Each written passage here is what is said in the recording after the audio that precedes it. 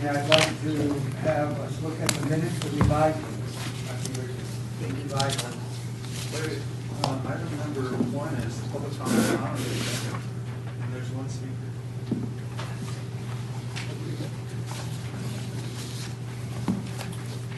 Oh, Paula. Sorry, public items not on the agenda.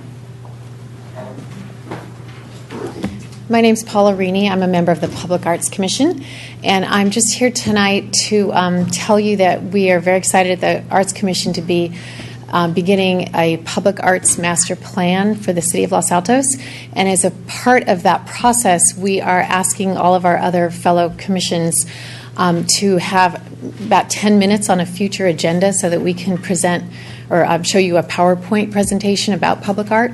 So I'm here to ask you if that's a possibility, if we can get onto an agenda in the future.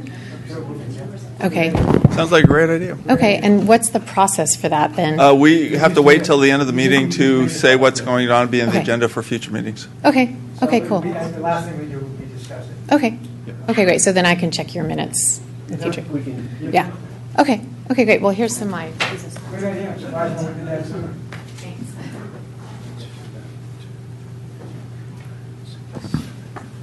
Okay, back to the minutes. Thank you, Michael. Well, anybody else that has any public No, this- comments? Otherwise, then you have to close the public comment. And we have a full quorum. Want to Did meet we my ever mom? say that? We never said quorum. We never said. I'm by the full- book. Full house. Okay. Okay, I'm going to close public comments. Yeah. Minutes. Yeah. We have two sets of minutes. Yes. Yes. One is from February 16th, and one is from March 2nd. Yeah, so I have, you know why there's a difference, right? yes, different meetings. So the first thing we're talking about is February 16th? Yes. Okay. So I had a question, well, I have three little things I'd like to put forward.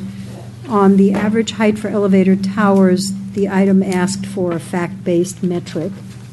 Thank you, Commissioner Bodnar. Introducing floor area ratios, I had no recollection of this whatsoever. It might just be my brain. And then review the side yard setback adjacent to residential rear yard, not just rear yard. Those are the comments that I had to make. I also have some I too don't recommend the FAR. I don't think we even discussed it. I have no I recollection don't of recall it. that. I don't remember that, yeah. I brought it up as something we should not introduce, but just Ah, study, so because it- then we would end up good. with Okay. potentially shorter, lower, you're getting the same amount of, same thing that happened on First Street, where you're getting the same amount of square footage into a smaller Okay. square. So I withdraw my comment about introduced floor area ratios. Perhaps we write, discuss floor area ratios. Okay. So Sally? I have a comment regarding those same minutes. And it's actually reflected in today's agenda as well, but as you recall, we had a lot of discussion on something that we actually withdrew from being a factor, which was we're actually not talking about and a potential amendment to the boundaries of the CT zone district. That wording stuck in there for the minutes. It actually stuck in there for today's agenda, and we had withdrawn that because of your findings. So essentially, that really should be removed. And I think as a result of that, it's worth adding a clarification because many of our speakers actually spoke to that question. So maybe after we say Community Development Director Biggs presented the staff report, add a sentence that said, the staff clarified that the amendment to the boundaries of the CT zone district were no longer whatever, required, necessary, or, you can say what you want there, but I'd really not carry over that whole thing in the minutes when it was withdrawn. So as another note, then, it should be struck from today's agenda and similarly struck from the minutes. I don't want to keep carrying that forward. It was Thanks, Sally. a problem. Good pickup. Michael, Ronnie? No. That wasn't exactly my comment. Okay, can I hear a? No, Alex has one. I think the other thing was that I don't know that we necessarily said open space should have a minimum 6-foot dimension, because then we could end up with 6 foot by 1 foot, which is, But Actually, we we had that haven't discussion. clarified that, right? But we did say 6 foot was a minimum dimension, but then we talked about French balconies. actually being usable And space. we'll have that in our discussion later. So I'd like to approve the minutes as amended. Second? Do we have a second? I Sally? second, yeah. All in favor? Aye. Opposed? All right, good. Thanks. All right, well, Next minutes are the Planning study and- session. public hearing. Amendments to the CT, for the third time, CT Zone District, El Camino Real. No, wait. No. We have the second minutes. No, the of second study minute- session. Oh, Or you're about right, the study you're right, session you're right, on right, Chapman right, Design right, at right. 517 Tyndall Street. Any comment on the second minutes? I'd like to make a motion amended, right. to approve the minutes as written, unless anybody has anything that they thought Second? was Do I not. hear a Second? Second, Sally, okay. All in favor? Aye. Thank you. Abstain, I wasn't there. Okay. Now the public hearing on the El Camino Real Corridor CT Zone District. You know what, I should abstain too, I wasn't there for that one either. Okay. Did you get that, We have David? the- Thank you. Sally, could you pass me that green in front of you? Greens, Oh, for this. that too, but later. Wait, here's some, oh, this is Paula's cards. I guess we'll use. Thank you.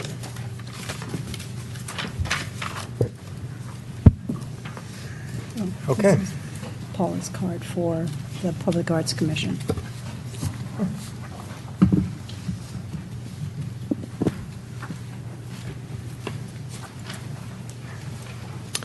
Staff? Yep, John? Thank you, Chair Moisen, members of the Planning and Transportation Commission, John Biggs with the Community Development Department. We have for you this evening the third discussion on the amendments to the CT Zone District regulations and one additional amendment to a zoning code section. On the map on the screen, we have the CT Zone District. It runs along the El Camino Real within the city of Los Altos. Across El Camino Real is the city of Mountain View. Towards the southeast and towards the northwest is the city of Palo Alto. So, John, we just talked about going back. The corner of San Antonio and El Camino is not CT anymore. It has the underlying zoning designation of CT, but then it has that PUD overlay on Right. top Just, of that. So, just for public benefit. right, we're Kind of like highlighted it or something. but- yeah, we are looking at making sure that's clarified in the zoning Okay, map. thanks. And that would be an administrative correction to the map. 3 changes to the code that you looked at your last meeting. One was a change to section 1450-060, refuse collection. That was modified to clarify that refuse services, including the pickup, should be located on site. We introduced in the next section side yards and averaging of the side yard requirements for 7.5 feet. For an interior and 15 feet for a side yard adjacent to the street with a minimum of a 3-foot setback, which would address a lot of the fire code and building code requirements. Open space, we introduced an average of 50 square feet amongst the total number of residential units in a project. Want to make sure you understand it's not 50 square feet per residential unit, but an average of 50 square feet amongst the total. And then having at least one dimension of 6 feet, which sounds like you want to talk about a little bit more. The next 3 changes, rooftop uses, we clarified that solid waste that's collected in a rooftop has to be screened in some manner. And then also for mechanical parking, we noted that parking for the long term for residential or long-term office types of uses could be satisfied through the mechanical parking system, but visitor parking, short-term parking for retail or restaurant types of uses could not be satisfied by the parking or mechanical parking system. And then there were several comments about the height limitations, exceptions to the height limitations for a penthouse structure based on some feedback that architects had provided to the commission that current construction standards for elevators cannot comply with the 12-foot height limit that the city recently adopted. So you have a change to Municipal Code Section 1466-240 to increase that height from 12 feet to 15 feet 6 inches. Then the final 3 points were the floor area ratio. It was discussed, and we looked at a variety of things for floor area ratio. And we were hoping to get some feedback from the Planning and Transportation Commission on whether or not you wanted to move forward with the floor area ratio. I think looking at the recently approved project on the El Camino, just counting a conforming project without including the subterranean garage, that had a floor area ratio of about 1.6, so that could be a starting point for discussion if you'd like to go down that road. Affordability by design, we looked at this and thought with the upcoming changes to the density bonus regulations, that might be a better location to cite affordability by design requirements or incentives for achieving those types of units. And then the no parking along the El Camino Real and guidelines for bicycles and pedestrian paths. I think we've continued to report that the City Council believes that this is not the first set of rules, regulations, or policies for the El Camino Real. There will be other subsequent either plan amendments or changes to our zoning code. We thought it would be appropriate at those times to take this discussion up at in those future changes, given that the council had kind of bookended the types of modifications to the codes they were hoping to achieve. That's it for the staff report. We'll final here at the map of the El Camino Real. The one thing I do want to mention is that the moratorium actually was intended to expire yesterday for development applications in the CT zone district. Because the council wants to see the density bonus regulations updated as well and maybe move along a parallel path. At their meeting on Tuesday, they did extend the moratorium for 8 months, and that'll carry the moratorium until November of this year. So we're hoping to get the CT regulations wrapped up and then come back to you at your second meeting in April with the first draft of the density bonus regulations so you can begin that review and deliberation in public hearings. And that's it for staff's report right now. I have just a clarification. Could you explain in layman's term what the open space 1450-150 really means? What does that mean? That means that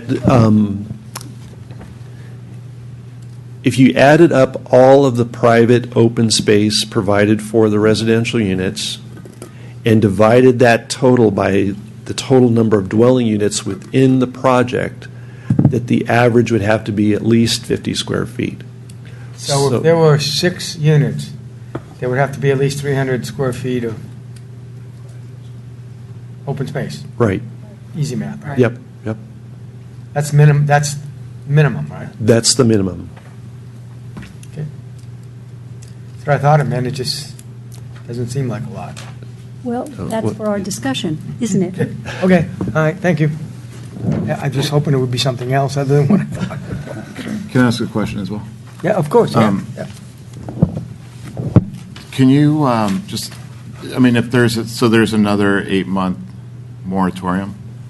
That's And correct. I guess, can you just walk us through the thinking behind approving this and then the density, and then dealing with density bonus as opposed to just dealing with both at the same time?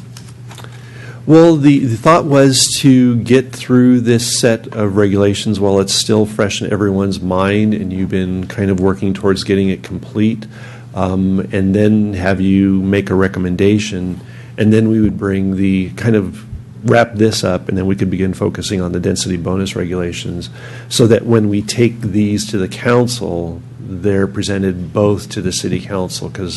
And you might, in your deliberations, you might come to the same conclusion. I just think that the council would like to see both at the same time so that they understand the inner workings between the density bonus regulations, concessions, and incentives, and the development standards for the CT zone district, so that if they have a better feel for what could be the ultimate height of a building, if there is a base, using height as an example, if there's a base height of a certain amount and then a concession that allows a certain amount or percentage above that, what could the ultimate height of buildings along the El Camino Real be?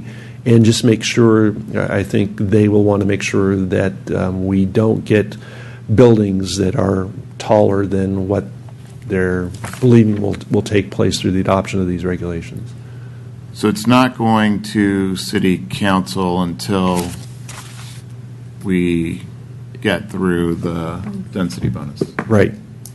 And isn't there also some state cases, court cases, that are making life more complex relative to that at this point? Not that, for density bonus, nothing that No? comes to mind right now. good. Are you aware of any?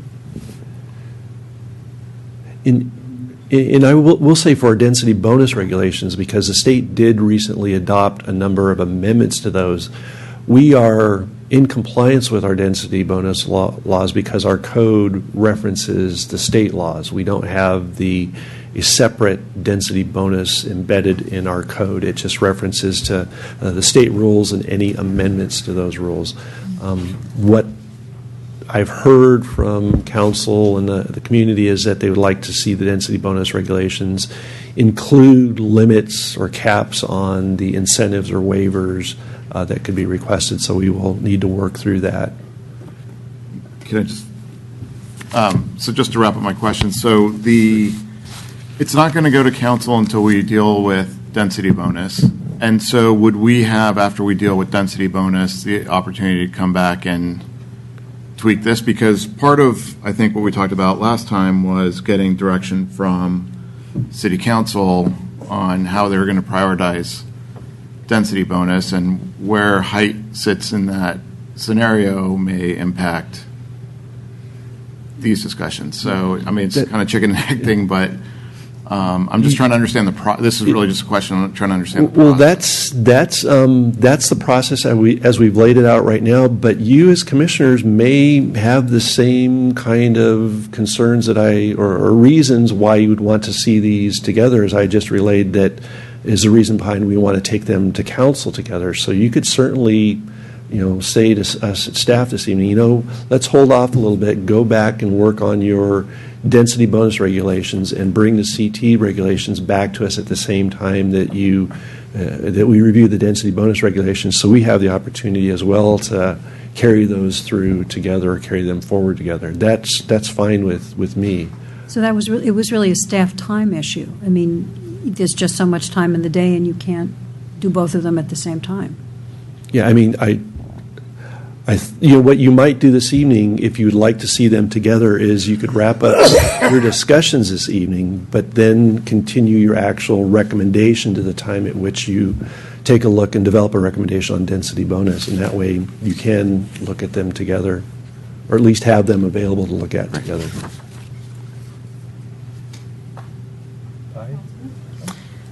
I have a question. We received a letter, and it had 3 attachments of examples of elevator shaft dimensions. Yes. From the manufacturers of, like the top 3 manufacturers.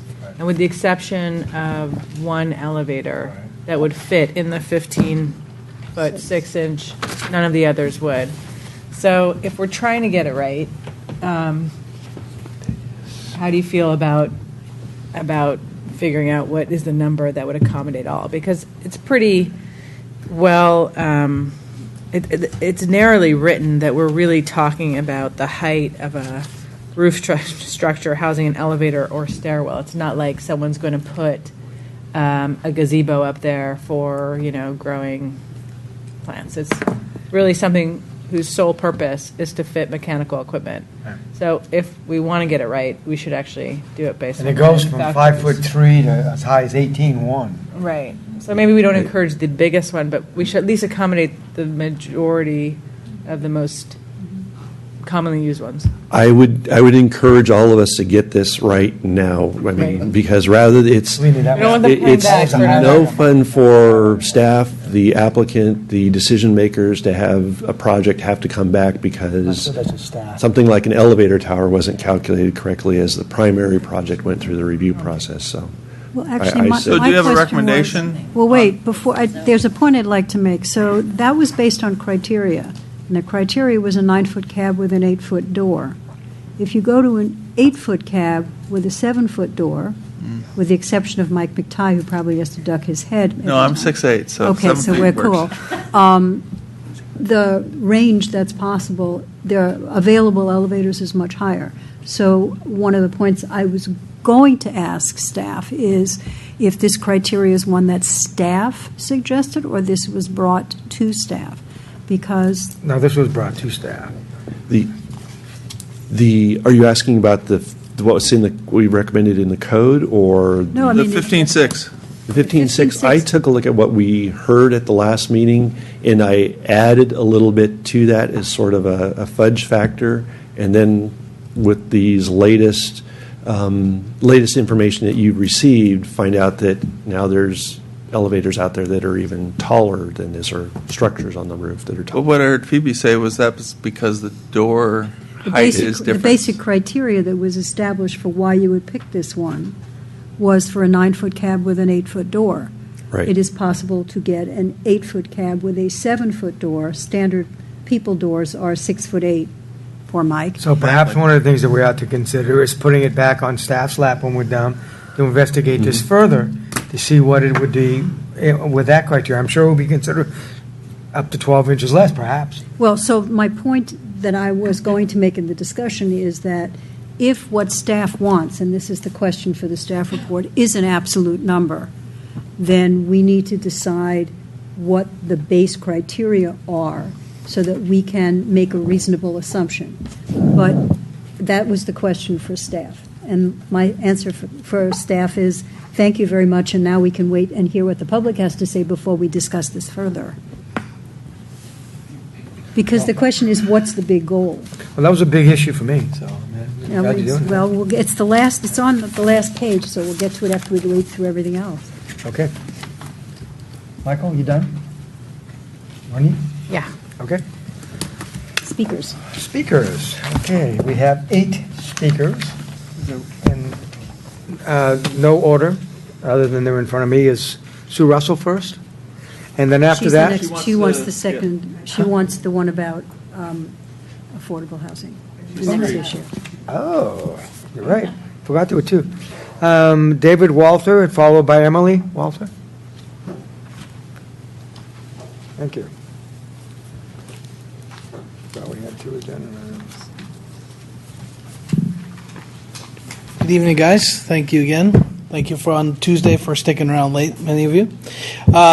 So I'm a North Los Altos resident. I live on Roma Lane.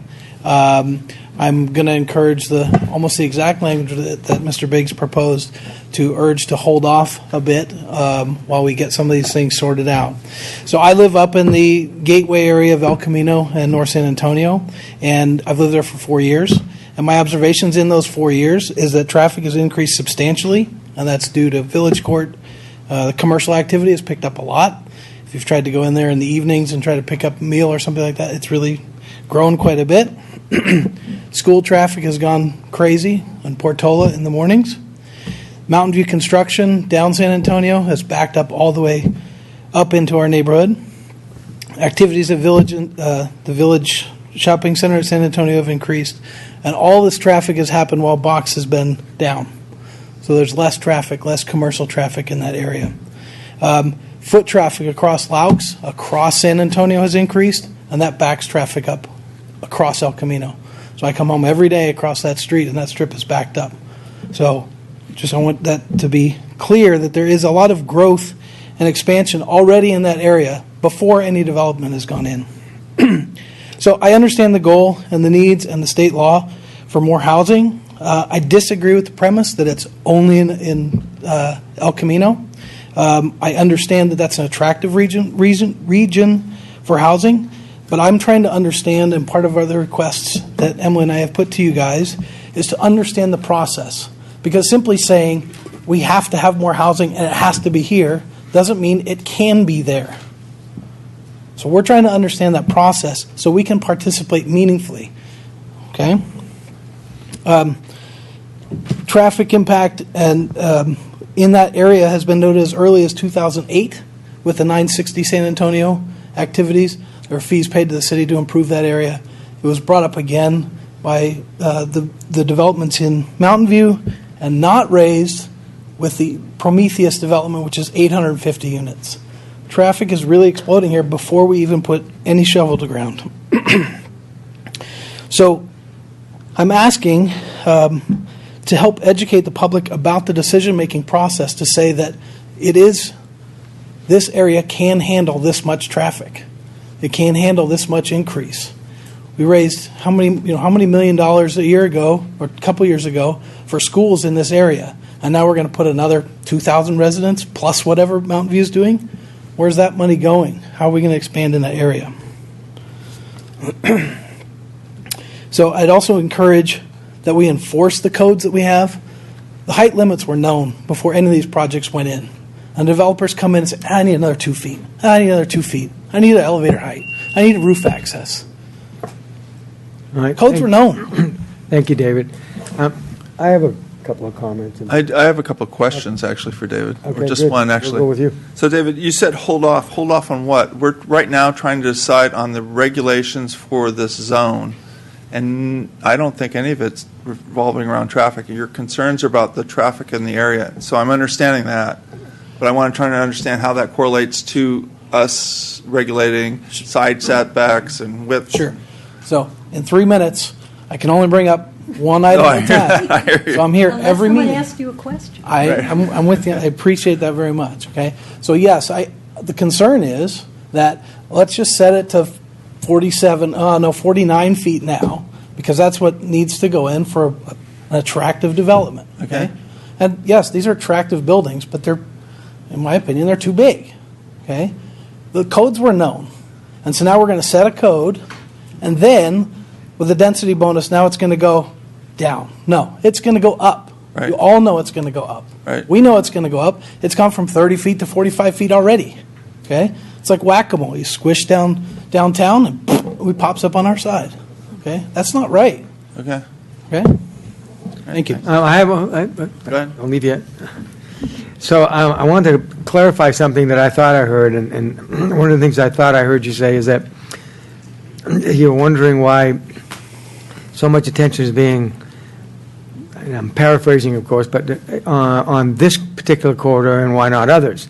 And you were unclear about why that. Well, as I've said in other meetings, it's that the Los Altos as a city is very confined about where we can do things. And if you really think about it, the only place we could possibly have any density housing would be on El Camino. We're done on San Antonio. We're almost done, if not done, on First Street. And then Triangle, the only thing left is El Camino. So the main reason why we're focusing on El Camino is that really it's the only thing left. And that El Camino Real is a highway. So it's meant to have traffic and to have, density alongside of it. So for residents to come in and say, I don't want to see density in this area, well, you're living on a highway, so that's the trade-off. So I respect that. I respect that I'm living close to a very, a busy zone, a busy commercial zone. Okay, it was commercial zone, and now it's being proposed to change it to residential and to put rooftop and to increase the height and to put more residents in that location. It's a freeway. You're going to have kids walking across that freeway to go to our schools. What happens when they get hit on our side of the street or our side of the city line? It's an area that, I agree, it's a busy area. We knew that going in there. But it's what my comments are more about understanding not that we should build housing or we need to build housing. How much housing can we rationally build, and did we go through the right processes to put that there? Just saying we're going to build houses here and we're going to build a lot of houses here is not sufficient. Right? I understand the goal, and I'm okay with development in that area. That would be ridiculous to say that I'm not. But I just want to make sure that we're going through the process to do that in a way that makes sense, that it can accommodate that. and that's what we're trying to do. Absolutely. I agree with that 100%. Okay, Emily? I'm guessing that you're related? Yes. After her? Who's after Emily? Jeff Potts? Potts? Jeff is next. Hi, Commission. I'm Emily Walther, related to Dave. And 10 days ago, Dave and I submitted a Public Records Act request to the city, and we have not received any information under that request, and it has been 10 days. Things that we asked for under that request were documents that support the claimed exemption under CEQA for this ordinance. The exemption was claimed that these changes would have no environmental impact, and so we were asking for the support for that claim. Documents analyzing whether the proposed ordinance is consistent with the city's general plan, documents indicating the notice requirements being fulfilled before the ordinance come before the commission, and documents about any traffic studies that have been done recently associated with San Antonio and El Camino Real, and communication between city staff and commission about these ordinance. And until there is a response to that, and I have this information because we're not experts, obviously, in any of this. We really rely on the staff and the commission to have thought through these things, but I haven't been able to get that information. And until I do, I feel like our participation is not effective, and we need to be able to effectively participate. And so I would ask that you don't make any final decisions until we have that information and have a chance to give our input when fully informed.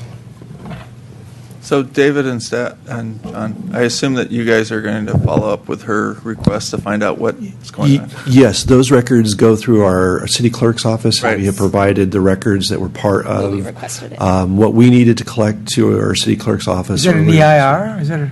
No, there's no environmental impact report. There's the categorical exemption for these set of rules, these set of zone changes, is based on the fact that these rules are intended to help mitigate or reduce impacts on the adjacent residential properties, and therefore, they are not subject to a further layer of review. But my point is that public has said they've wanted to know some information. Yes. And I know John sometimes gets bogged down. The so I other just wanna John, make sure the that- other John. Yes, The other John is who We both I do. requested So it make from. sure that you guys would Yeah. chat with him Monday We or will. Friday and make sure she gets what she needs. And then I appreciate that you came.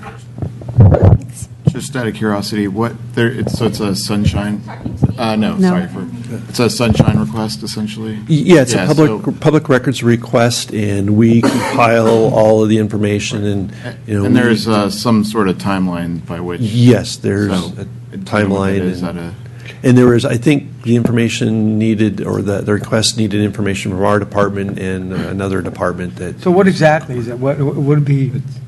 Is it traffic impact?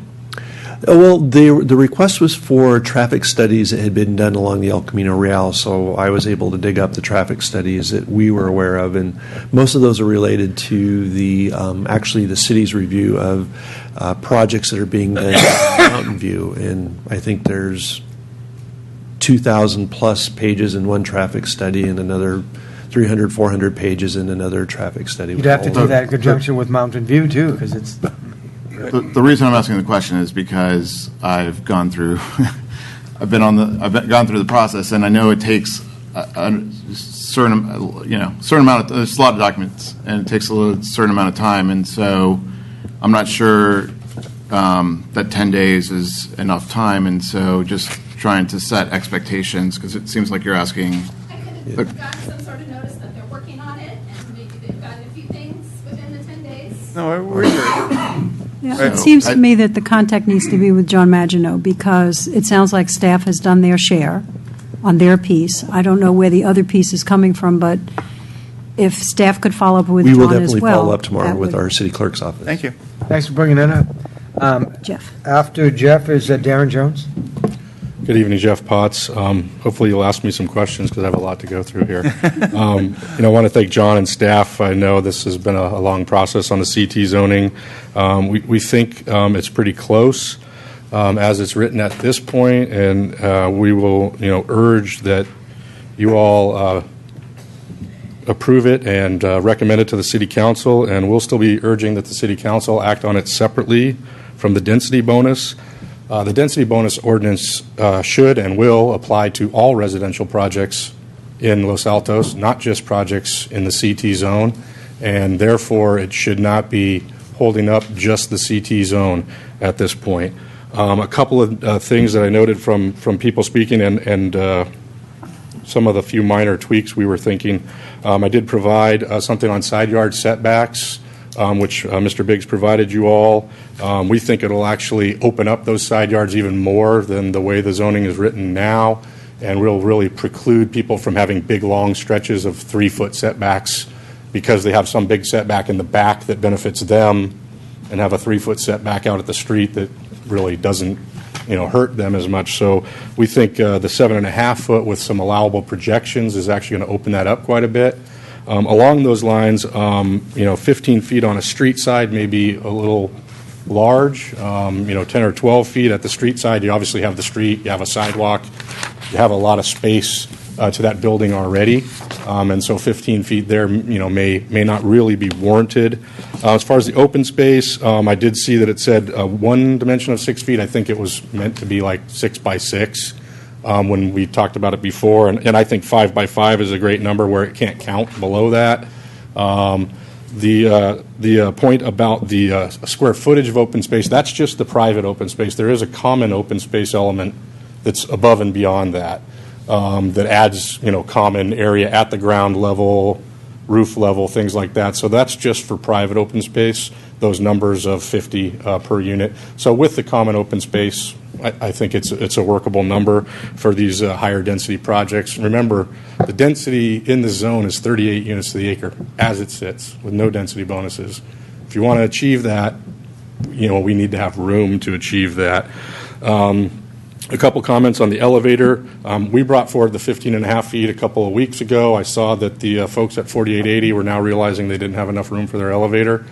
Obviously, 17 feet would make it easier. Regarding cab size and door size, the issue with these types of buildings is people are going to be bringing furniture up in these elevators. And so an 8-foot ceiling and a 7-foot door, you can imagine trying to get a couch or a bed or something in the elevator and up the elevator and out could be a challenge, not something that couldn't be overcome. I have a question. Is there anything else you'd like to say? Yes, there is. Thank you. I think just as far as the process, and it's a good question because people don't know, but you all have a general plan and a housing element and zoning that's already in place on this property. And I think there's a misconception that you're loosening up the zoning in the CT, and what you're actually doing is tightening up the zoning. When we went into this project, there was a 0 side yard setback. So to say that we knew that there was this and there was that, it's actually going from 0 to whatever we decide, 7.5 feet, an average of 7, whatever it happens to be. It's being tightened up. It's not being loosened up. We're adding things like loading zones. We're adding regulations for mechanical parking. I think I had a table last time that showed the only thing that has been proposed to be loosened up is a 2-foot increase in the height limit. Everything else is an additional regulation that's being added to the CT zone. And so I just want to make sure that that's clear for you all and for the public, that we're on hold here while you increase the regulations, not coming in here and asking you to decrease them. So thank you. I have another question. One of the issues we discussed, and I think we got input in particular from you, was about the 50 feet of open space, and that averaging it would give a little bit more flexibility and ultimately possibly better design because they have articulation or more variety. So since I've now thought about this again, my concern is that you have the BMR units and they get 0, and then the other units get 100. So an average can be nothing for some and everything for another. And the 6 foot, one of the issues that we've already talked about is the 6 feet by 1 foot. So I'm interested. I think that's a valid concern. And I think the idea is in these types of projects, there often are units that have none.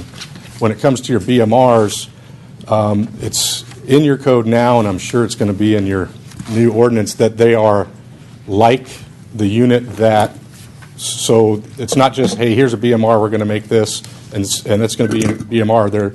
They're typically one of a like at least pair of units, so they have matching units that are for sale.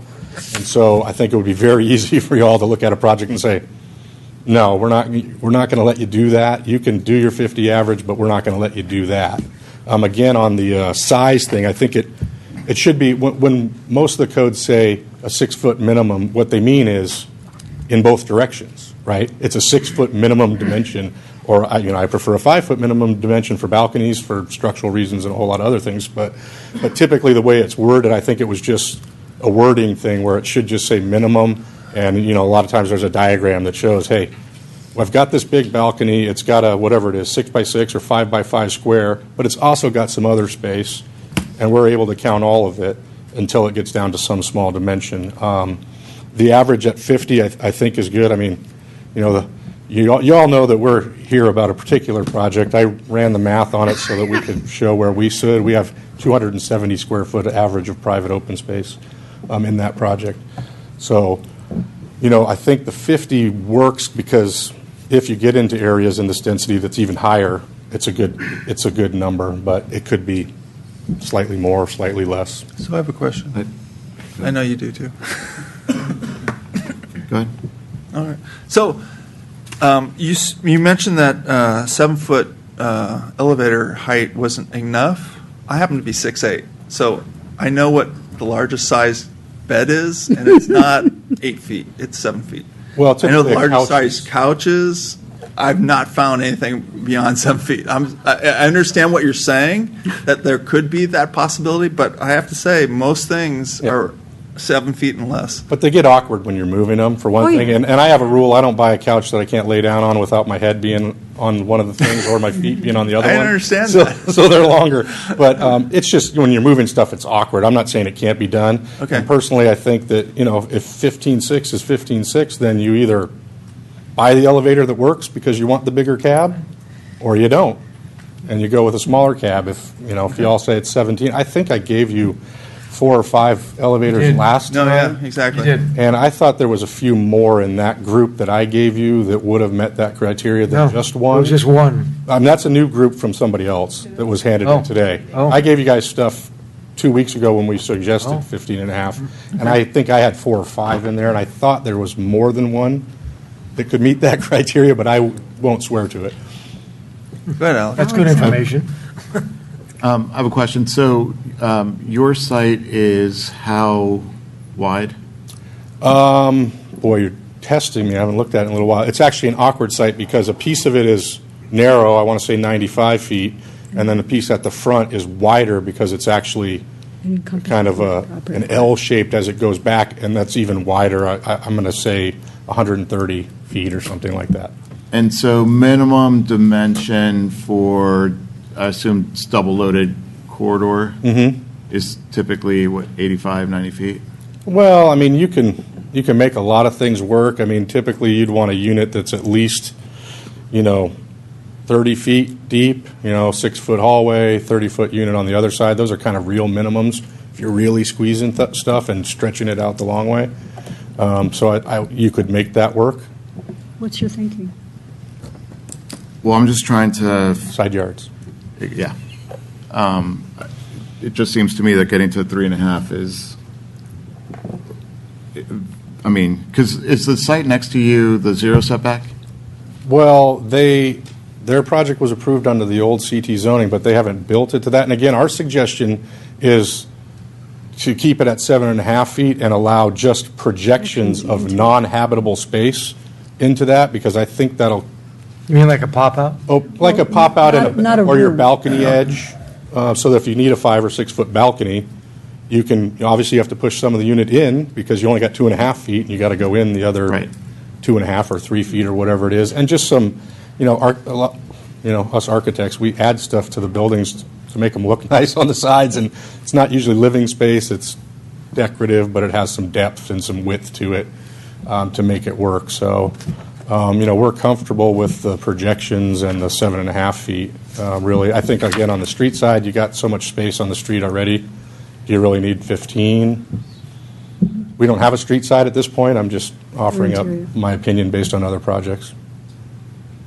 Was it you who provided, in our earlier packet, there were panhandle-shaped private exterior spaces?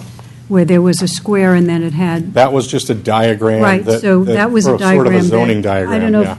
if everybody else remembers that from the first pass, but it's the idea that it doesn't have to be long and skinny, it doesn't have to be square. It has to have some modulation that, or it could have some modulation that allows differences, but it was your diagrams. Yeah, I mean, the idea behind that diagram was whatever your square you decide is, has to fit in there, and then you can count the whole balcony to some minimum depth.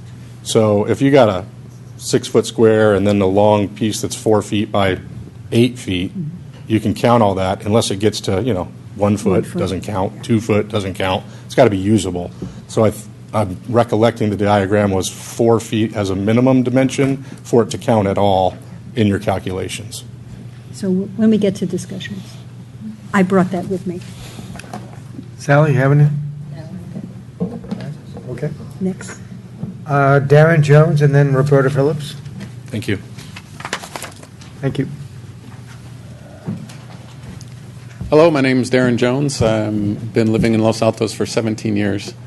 I'd like to start off with a point of order. This is the public comment period. All speakers are supposed to have 3 minutes.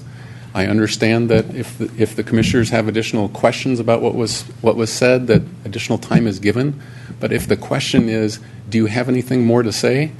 Frankly, that's not right. You're not following your own rules. It's showing favoritism, and it's not fair to the other speakers. That being said, I'm glad to hear some of the logic being applied about the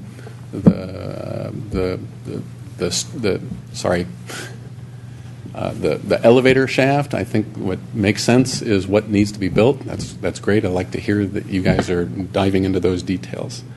I believe that the primary purpose of the CT zone is commercial. And I think making mixed use and multifamily a permitted use is a significant change to the purpose of the CT zone, seeing that it's mainly commercial. I think it should remain conditional. I think that gives the city an ability to control that, because I don't think you want to see all of the commercial zone converted to housing, which, if it's a permitted use, that becomes a possibility. I think a good community needs a balance of everything. I think the height limit going from 45 to 49 is somewhat arbitrary. 7 years ago, it went from 35 to 45, and I think that's a significant change. I understand that developers want more space. They want to build larger units. They want to build more units. That helps. It encourages, yes, but at what point does it stop? 45 to 47 to 49, it just seems arbitrary to me. 49 was there to enable, at least in the documents, that showed a 10-foot height ceiling. That doesn't help give you more units. That just gives you a 10-foot ceiling instead of a 9-foot ceiling, which then would be under the existing 45. I also object to the rooftop usage. This is primarily a commercial zone, so I can see a restaurant having seating on the roof. I know you guys are thinking about it as, what if that's the open space for residential? But once you open it up, then you need to think about what everybody is potentially going to be able to do with that space, and I think that's should be considered in any case. Mechanical parking, I understand the need for mechanical parking. I think it's a efficient use of space, but I'm worried that somebody comes home from the bars at 3 a.m. and how loud is that? Is it quiet, or it seems like moving, multiple ton machinery feels like it's going to be loud, and I'm concerned about that. So, thank you for your attention.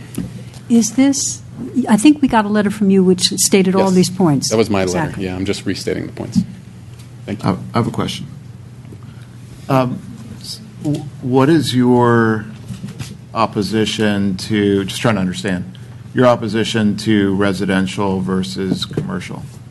I believe mainly that the CT zone is primarily, the purpose of it is to encourage commercial uses and not residential uses. A residential use is an allowed use, and so I'm totally for it being a conditional use. But as long as it's a conditional use, that gives the city some say in, you know what, we've already got all of these commercial spaces have been converted to residential. We don't want to do that anymore. We're losing all of our commercial. I can see that being a value. Or The city may decide, you know what, convert it all, we're okay with it, but if you make it permitted, I believe then you're saying right now, we don't have a say in that. So I worry about that. Does that make sense? Did I answer Yeah, your but I guess if let's just say we did it, we approved it case by case, and it ended up all going to residential, you wouldn't necessarily have a problem with that. It's just the process? That's right. It's more of a, are you saying right now, I'm fine with everything being residential because that's now a permitted use, or do I want to consider each thing as we go, and maybe at some point we decide that I don't want to lose any more commercial because for whatever reasons, economic, sales tax, I don't know. That's the main thing. If it turns out after review everything goes residential, totally fine. But You do realize that there's a finite, very small number of potential projects that can go in the zoning, don't you? It's not like we have 100 of them, or even 10. Well, I agree. And there's been a lot of residential development already, right? So I agree, but that's the case in every place in Los Altos. There's not a whole lot of spots for Well, not necessarily. The reason why I can tell you that we're considering it is because of the shapes and the limitations in the parcels. I think if these parcels were twice as long as they are along El Camino, where it would be more encouraging for even retail, but certainly office, well then there'd be more validity to what you're trying to impose. But when you're faced, just for clarification, with a small square, then you're really limited to what you can do on that site. And so what we're, in essence, looking at is, do we really want to increase the time period for the limited number of potential developers that want to present their projects here? Do we want to just limit them and have them go on a conditional use permit, or just say, hey, look, we get it.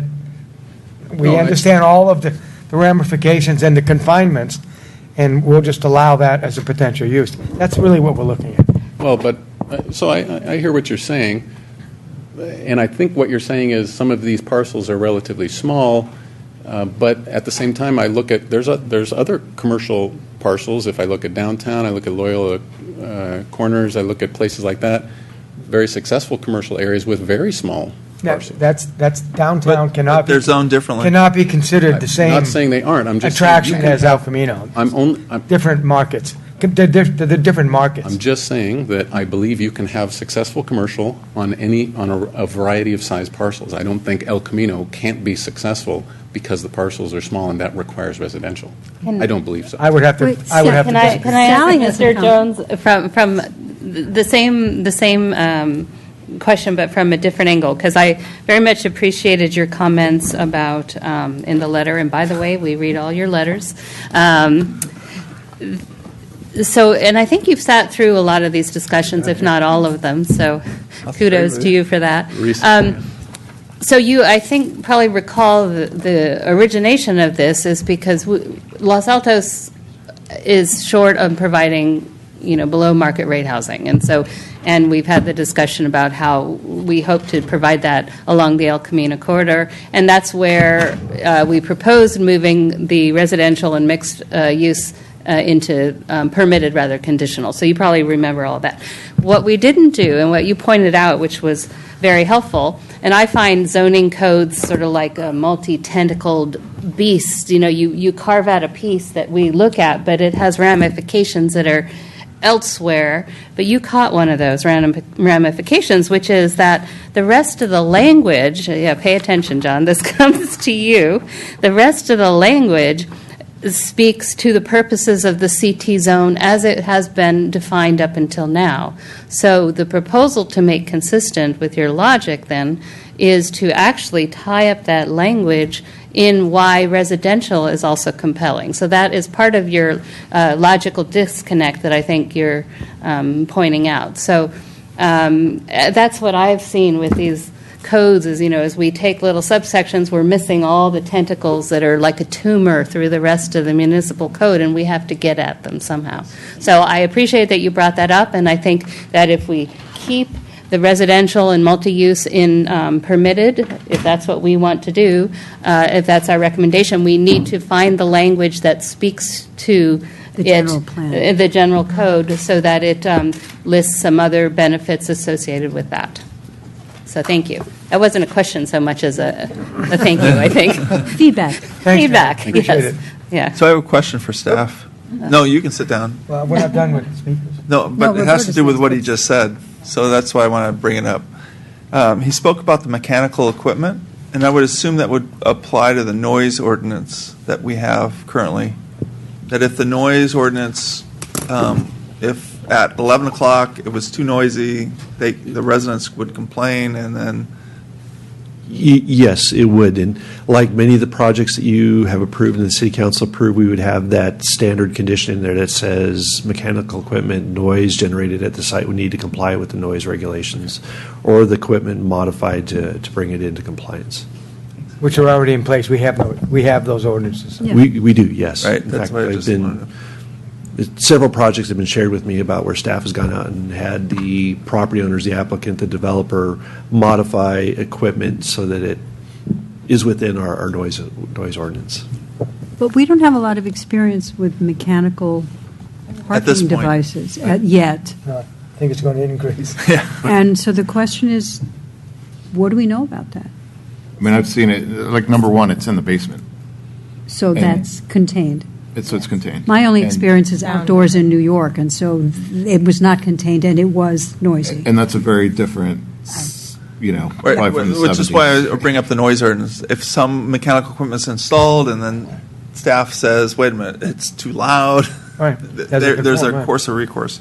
My recollection when we had done the field trip to Palo Alto to look at the mechanical parking system there, it was a fairly quiet system. Very. It used Very electric motors, it was fairly slow, and it did not seem, at least to my ears, generate a lot of noise for that particular manufacturer.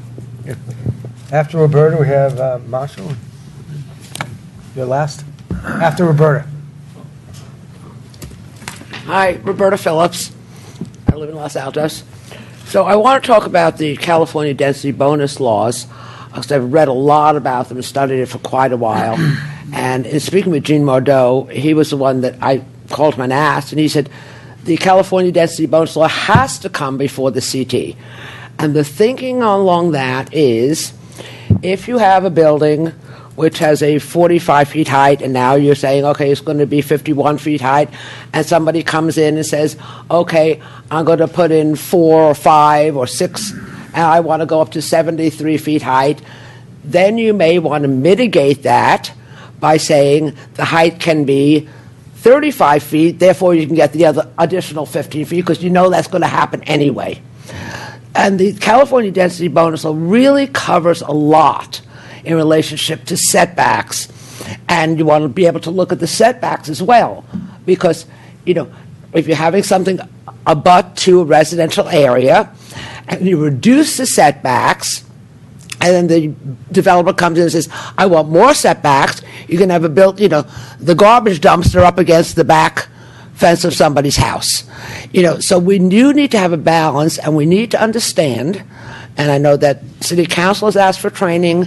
I know that you guys probably need refreshing because it covers senior housing, veteran housing. There's a lot in there that you guys really need to have the knowledge about and understand the implications, because you want to know what the outcome's going to be before you change the CT zone. Because, yes, it can run simultaneously, but council doesn't want to, and they made it very clear. They don't want to look at it separately. So you can use any process you want, but there's good reason that if you don't feel that you are really experts in this area, take the time to learn, because the outcome will affect a lot of the residents in the city. My next thing is, I said about the elevators. I have to go with Mike here. I know that I've lived in Manhattan. I've lived all over. And, yes, I think developers will ask for as much as they want. If they can get away with it, that's something, yay for them. But I really think we also need to look at what's realistic. I think we need to find a balance because, if they can sell their condo for $2 million, but they can get $2.5 million because they raised the ceiling 10 feet, but the residents are suffering, I don't think that's fair. That's not a good balance. And I did hear someone say last week, last time we had a meeting, a young girl came up and said, I don't want to the teenager, I don't want some creepy guy, looking into my window. And one of you said, well, we represent the city. And I was insulted by that because who is the city? I believe the city is the residents of the city. Take all of us away, and there's nothing left here. So I really do think you need to listen to the city. I know Mike wants, his favorite thing is bicycles. Thank you. Appalled by the Thank you. traffic. But Thank you. yeah, thank you. Thank you. Okay. Any questions, Roberta? Maso and then Mary Shugart.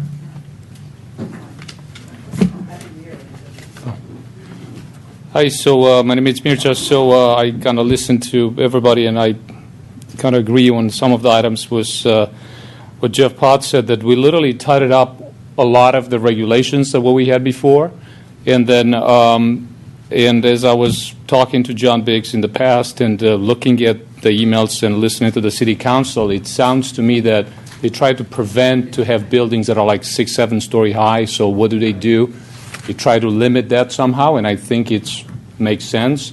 The question is, where's the limit? I mean, in the first proposal that it was put in front of you, I think about a month ago, which then was removed, John suggested that, well, if we had 47, we can offer with a concession like 11 feet more. You go to 58, then you have to give so much BMRs. So it sounds to me that the direction of planning and city council is to limit to that about 57, 58 feet somehow, and I think that's okay. I think that's in line with, you don't go 6, 7, 9 story high like Mountain View if that's what the city would like to see. But I think we just have to start making some decisions, because obviously the more we talk, then the more things, the ramifications, they are so vast, in my opinion, that we cannot pin down and say, okay, let's make a decision, is the right decision, and let's kind of move on. I mean, as for all the time that John Biggs put, I think it was an excellent work that he's been doing for the last 2 months of getting what we have today in front of us. And, we talk about elevator height, right? So we debate if it's 15.3 or 15.6. Let's put a range. If we question a number and we are not sure, let's say we have 4 elevators that Jeff Potts looked at, it's between this number and that number. Let's adopt that and say this is where it needs to be and we feel comfortable. So let's make that decision. On the also, like we talked about, I think the Commissioner Samick was talking about, are they cases about the density bonus? Now we talk about the density bonus. Yes, they are. And then if you'll be interested, I'll be able to provide you, where basically cities develop their own regulations, and then the state came and say, this is what it needs to be. And there were people that looked very careful at that. So we can provide that to you if you'll be interested. And also, learning about the density bonus laws, it's education, yes. And if the city will permit, we'll be more than able to, bring somebody that's really educated and can explain at length what this is, so you can make a good decision for the city. So we offer all this help just to move the process along and be able to develop the projects that we need to develop. So thank you for your understanding. Thanks, Marcia. Any questions? Mary Shugart? I have a question for you. Ma'am? Mary Yes. Shugart. Wait, sorry, Mary, you have to excuse me. wait. Alex has a question. Oh, he has a To question. someone else. I'm sorry, sir. Oh, sorry. You got So- my own. I understand that the city extended the moratorium That's On- true, 8 months. on Tuesday for another 8 months. Correct. And so my question is just, what is your plan? At the moment, We want to work as close as possible with John Biggs to ensure that this is going to be defined and in front of you and be able for you to review it. Obviously, I don't believe I should have been part of this process to begin with. So that's kind of statement. I showed a timeline that I've been involved with the city since February of 2016, and then I got shut down in September 2016. So 7 months later, here we are having this conversation. So I want to work with the city. I want to make sure that we go through this and as fast as possible. And City Council just last Tuesday said, well, we should hire people, we should do this and we should do that to accelerate this process and make sure we get this complete. So also my architect, they have consultants that know the density bonus laws and could work for the city, and we can deliver this one not in 8 months, much faster if the City Council will agree to that, to something like that. Instead bringing somebody new that try to figure it out as a new employee or whatnot. I mean, there are options out there. And then we are willing to work with the City Council if that's what they would like to do. But obviously, I understand why they voted 8 months, because it's the last chance. But I have to believe that this is not going to take 8 months. I have to believe that this is going to be done faster, and I think John has a plan to have the first draft in front of you in about a month, and then we need to fast track it. But the question is, how do we help you to be educated even before that comes up? And I'm not sure what is the best solution for that, because obviously you'll have lots of questions, and if we go 2-3 months talking about this, then we go 2-3 months talking with City Council. Okay, thank you. Yeah. We got it. It's Thank you. it's something that Thank you. yeah. Any other questions? Okay, Mary?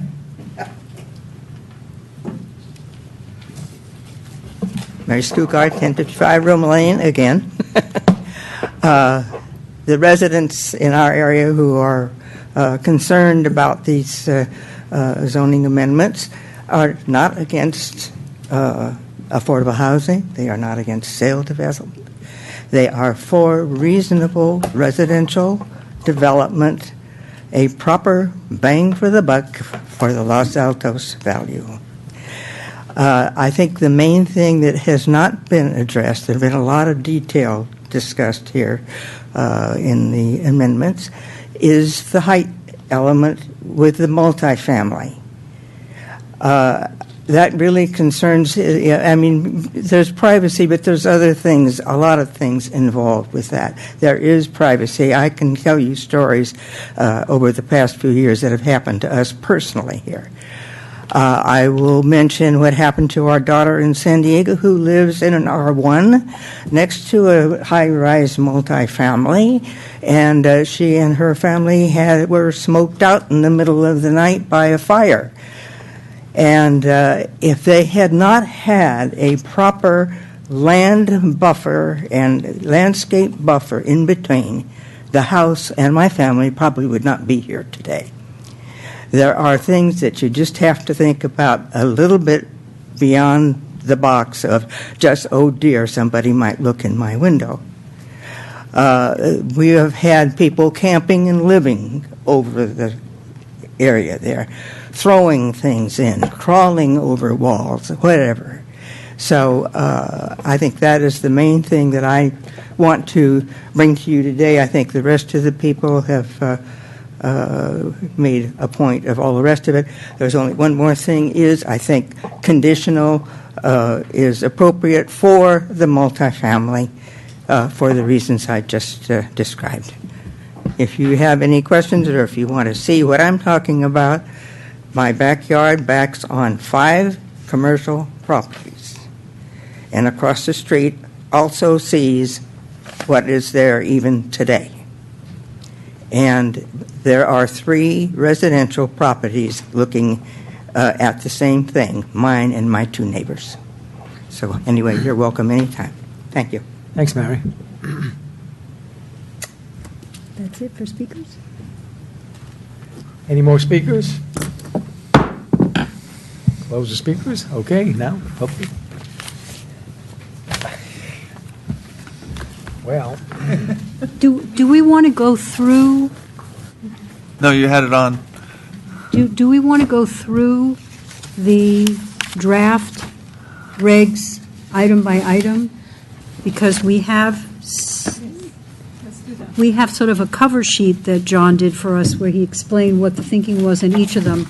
But we could just go number by number and collect our comments as we go along. starting with rooftop uses, is that what you're saying? Well, I think the first one is, Refuse collection, Oh, isn't it 1450-060? right?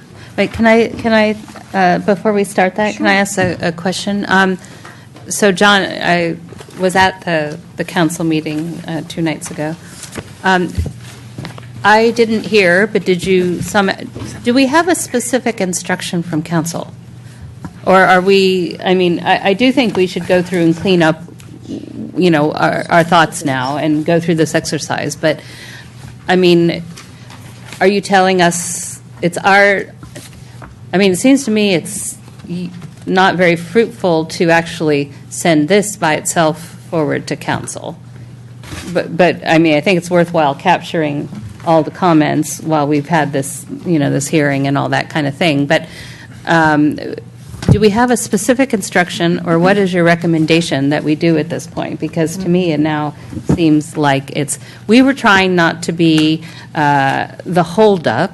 We wanted the moratorium or lack thereof to be on council's lap.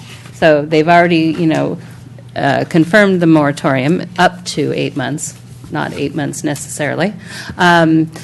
So do we have a specific instruction, or do we just do what we think is best? Can I also throw out a follow-up? We send a planning commissioner to our city council meeting, so if they have a question of us, we can answer it. We have the benefit of having a council member here, so maybe we use that to get direct communication. Are we putting the council member on the spot to answer that question? Well, there was no specific direction to the Planning and Transportation Commission in terms of sequencing. I think it's fair to say that the council themselves wanted to see the CT changes and the density bonus regulations come together. And I think, as I mentioned earlier, that you might want that same opportunity to review the two in sequence so that you understand the interrelationships between the two regulations. Right. And if you feel comfortable with that, I think an appropriate way to go this evening might be to have you provide some feedback to us and then ask that we bring these back when we bring forward the first draft of the density bonus. I don't think that'll slow us down at the staff level at all. Okay. Because my thought is, I'd like to finish up the CT and know, okay, it's done, because I'm a guy and I'm like, check. And then when the density bonus went through, then there might be some other questions. I go, wait a minute, we said this, and then I want to go back and revisit what we said check on. But I think by going through and knowing what we know as best we know, we'll provide some direction to staff. Right. No, and I think it all makes sense. I just wanted to be sure we explicitly agreed that that's what we're going to do, because I didn't hear, Alex, and you weren't actually, you were there for that part of the discussion, and Ronit and I sat there, and we didn't hear an instruction. So we're interpreting, and I think the proposal is a good one, but I just want us to be sure that we're clear that that's our decision in light of what we know. Okay. And, just to follow up on that point about the density bonus law, the incentives and concessions and waivers, we have this really good memo that was sent by Jolie that basically we can make whatever decisions we like in terms of what our goals are for the zone, as long as my understanding of what this memo says is we can set whatever we want, but it is trumped every time because the concessions or the waivers or the bonuses are not in our purview. The developer gets to pick which one he wants, and unless we can show that there's a hardship from the city side instead of their side, we have no option. So I understand the piece that maybe we shouldn't run this through without having how the density bonus law will have its limitations designed by staff with approval by city council, so that if we say that the maximum height that we'd like to see is X feet, then perhaps paralleling that is the analysis that is state compliant that says, and the only available height increase that is allowed under the bonus law in our town is Y. And then we know that X plus Y equals Z, which is what we want the absolute maximum to be. So it is an exercise for us to go through and find the things that we care about, as long as we understand that until we have the density bonus law caps by the city regs, this is all specious, which basically I think is what Sally's saying. Well, let's start with the first one. Right. Well, so in light of that, what I'm suggesting is, let's go through this, let's create another draft. I'm not going to call it done like Mike did, not being male or anything. I'm not going to get it done. No, that's what he said. I actually very much like that. Check. But we're going to put a interim check on it as a draft that incorporates our thinking as of now, and then bring it back in conjunction with the density bonus. Okay, so with that understanding, Where's your first one? let's go ahead. It's 1450.60. So 145060, does anybody have any thoughts other than what's written? Because it sounds great to me. Oh, I got it. Did you say 14? It's the refuse collection amended to require refuse services, including pickup, be located on-site. Well, actually, I have one on 1450.030. So the very beginning, and it's basically just a typo. Okay. Okay. I noticed it last time, but I think I neglected to bring it up. E on 030 should really be the last item, because that's how it works. It just got left in there when you added F and G. But E should come afterwards. So actually, G, multiple family housing, well, that becomes F. It would be multiple family housing, comma, and then followed by E. The general Yes. catch-all. Yeah, the general catch-all. Good catch. So I had it, the more you look at something, the more you like just start drilling deep. That's why I called it a tumor. When I re-looked at the refuse service language, I thought, well, what's their policy? The trash collectors, are they going to stay on El Camino? Is that just like how they're doing it? Or will they come in if we make this space? We're saying we're requiring to have the space, but what's their actual policy along El Camino? Are they just like boom, boom, boom, moving along and grabbing? And Well, we have a loading zone, so, and a loading zone can be in the front setback. That's going to come through later. So it seems to me that the design will be able to accommodate what the refuse collectors want, and it will still be a it'll be shielded multi-purpose, on-site. you're saying? Yeah. I believe they're not mutually exclusive. I wasn't suggesting we change it. I just started overthinking how they actually, what are they going to really do? The design, if that's a requirement, the designer of the project will have to provide sufficient room so that the refuse vehicles can go on site and pick it up in some way. Is there a way for us to find out if that's what they actually do? Not for now. I'm not suggesting we change it. I understand that they Since do we're both. going to continue to, Some- this is going to come before us again. So- If they say that's not how they're going to operate on El Camino, then maybe the dimensions are. Yeah, right now, I understand that they do both. For those sites that have the trash on site, they will go on site to pick it up. But others, if it's not a city requirement, people Stop move traffic them. and- Yeah, okay. move those trash receptacles to the street, Okay. and they'll get picked up there. Okay, let's go to 14. Any other questions on 1450.03? Wait, I still, sorry, I want to go back to the permitted use one again. I'm sorry. But back That's to, good. Okay, all right. yeah, back to Mr. Jones. So again, this is why we got, so the actual language that we're looking at, which talks about the purpose of the zoning, is not included in this draft. And so we do want to make, I know you were taking notes of that before, but I just want to bring it up again, that the purposes of the CT zone, as we would propose redefining it, would be, and then make it more balanced, where there's some purposes for residential being there. Okay, now I think I'm done with Okay. permitted uses. I'm not trying to rush it. I just want Okay. to know where we are. 1450-040, conditional uses, CT. If there's a long list from A to M. Paperwork available to the audience? No. What, I'm sorry, what was the question? Is it? Yeah, it's available. It's online. Online.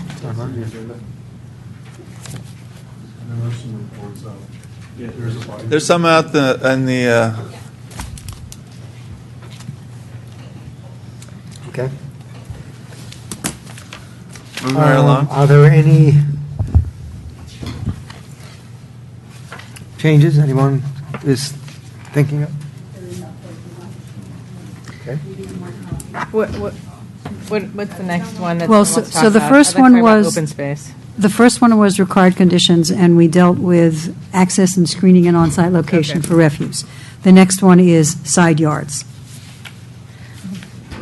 So I had a question on this.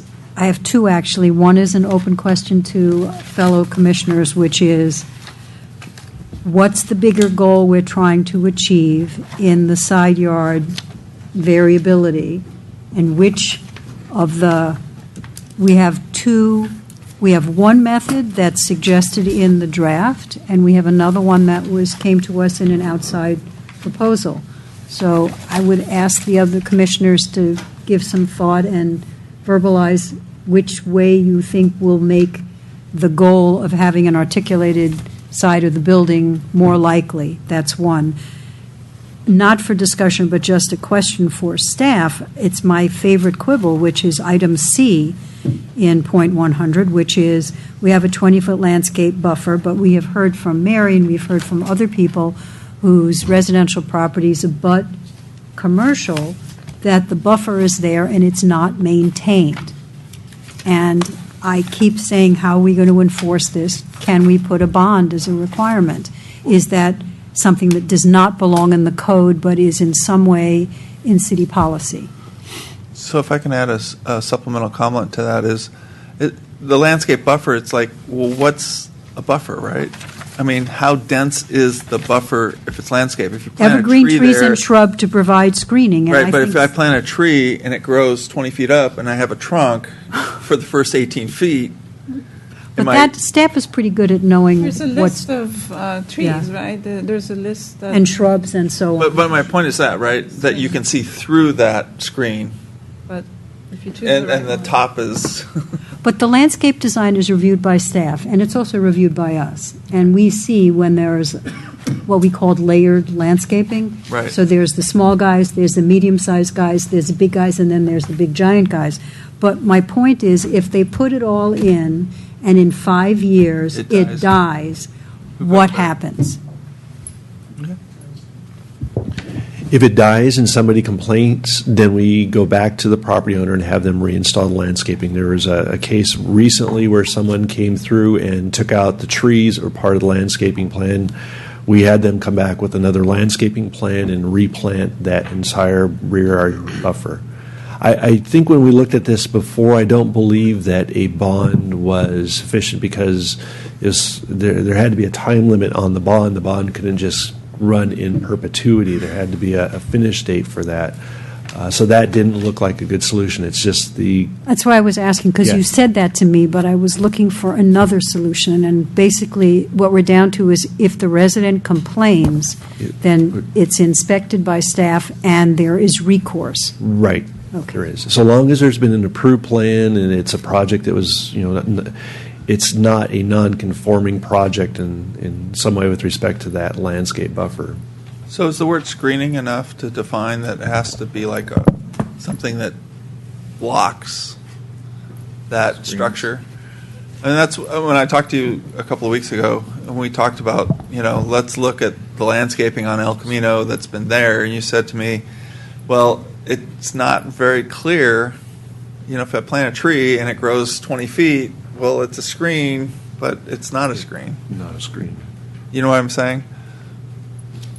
So I do I'm asking understand. you, I want to define that so that it's pretty, we want something that blocks the view, not, a cypress bush that grows 40 feet up. Well, it's a screen, but unfortunately, 3 feet. But isn't that a part of the specific project review process? Yes. Rather, the codes say screen, and it's up to staff and us and council But when- to give it oversight. But 10 years from now, when you go look at that property, after we said, okay, they put in the plants and they've grown, I think you can look at the plan and say, this is what was required, and this is what it currently exists, get into conformance with what was originally required, if we presume that was satisfied. Well, and also sometimes, not always, when the landscape designer presents their stuff, they often present the one-year plan, and then they show you what it's going to look like in 5 and what it's going to look like in 10, because they know, you're putting in those little 5-gallon containers, and they're going to look very different.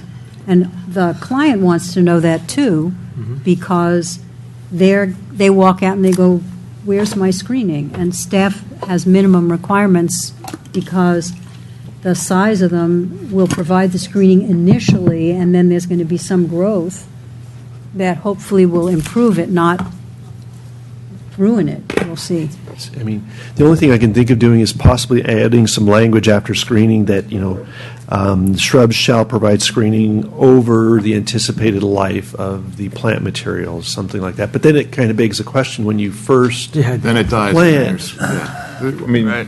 It's hard to do. 1 gallon, 5 gallon, I know, 15 gallon plants aren't going to provide Back to what I that just said, screening. right? It would be beneficial for staff to go look at all the property on El Camino. Does it screen the property that's behind it or not?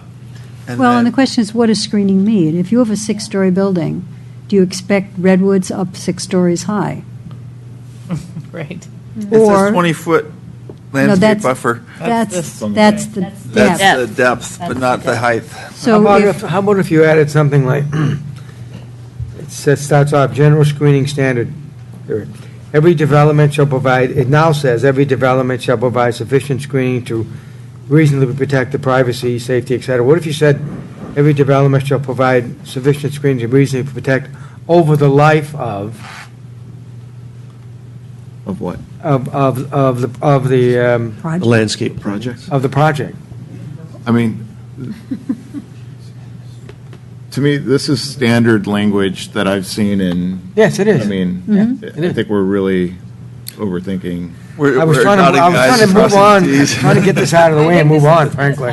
Well, I'm okay. I just wanted to ask. The good, the bad, and the ugly has shown us where our deficiencies are in having not been vigilant enough in the landscaping. Sounds like we all understand that, and we won't make those, we're all. And John has said there is a way of, it is enforceable. If there's a complaint, it is enforced. Okay, let's move on. Okay. So now we go back to the side yards. Side yard CT. What is the goal, and which method will get us the best result? So I would say that I really don't like when we have these long parcels, and when you say that the setback is 3 feet or 7.5 feet, you just have an arrow, boom, and laser is pointed, and the building just goes zoom flat all that way. And I really like the idea of this average setback, because I think then you'll have interesting sides, and not just articulation in the front or back. But what about when they want to put in a pop-out, which they're doing for articulation on the building, rather than to impede really the dimensions of the setback? Are we to say no, because your pop-out is 6 inches or 8 inches, that negates the whole... But there's- No, but it has there's to a come limit in to the 6, 8. pop-out, yeah. Somewhere else, There's it a limit goes to the out, it's pop-out. got to come in somewhere else. I think that's It will great. encourage, I think, creativity and. So what the I- architect has suggested is the 7.5 with some exceptions for pop-outs, which have a limitation of 2.5 feet or something like that. a minimum. To me, I like that better than a minimum 3 feet. Like he mentioned, you could have a 3-foot length and then go in, if you want to get to the average. But if you have a 7.5 feet with some exceptions, it makes a lot more sense to me. I agree. I mean, I could see that you get to an average by having a really long, same straight line. Yeah, well, And I think that, there's still design review and we still require articulation. And so for me, I think the average actually could be, could be worse. I just still have, my issue is with the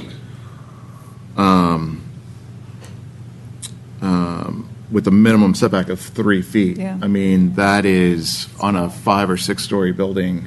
Pretty tight. That is, you could literally jump from one balcony into your neighbor's balcony. It's too little. And so, as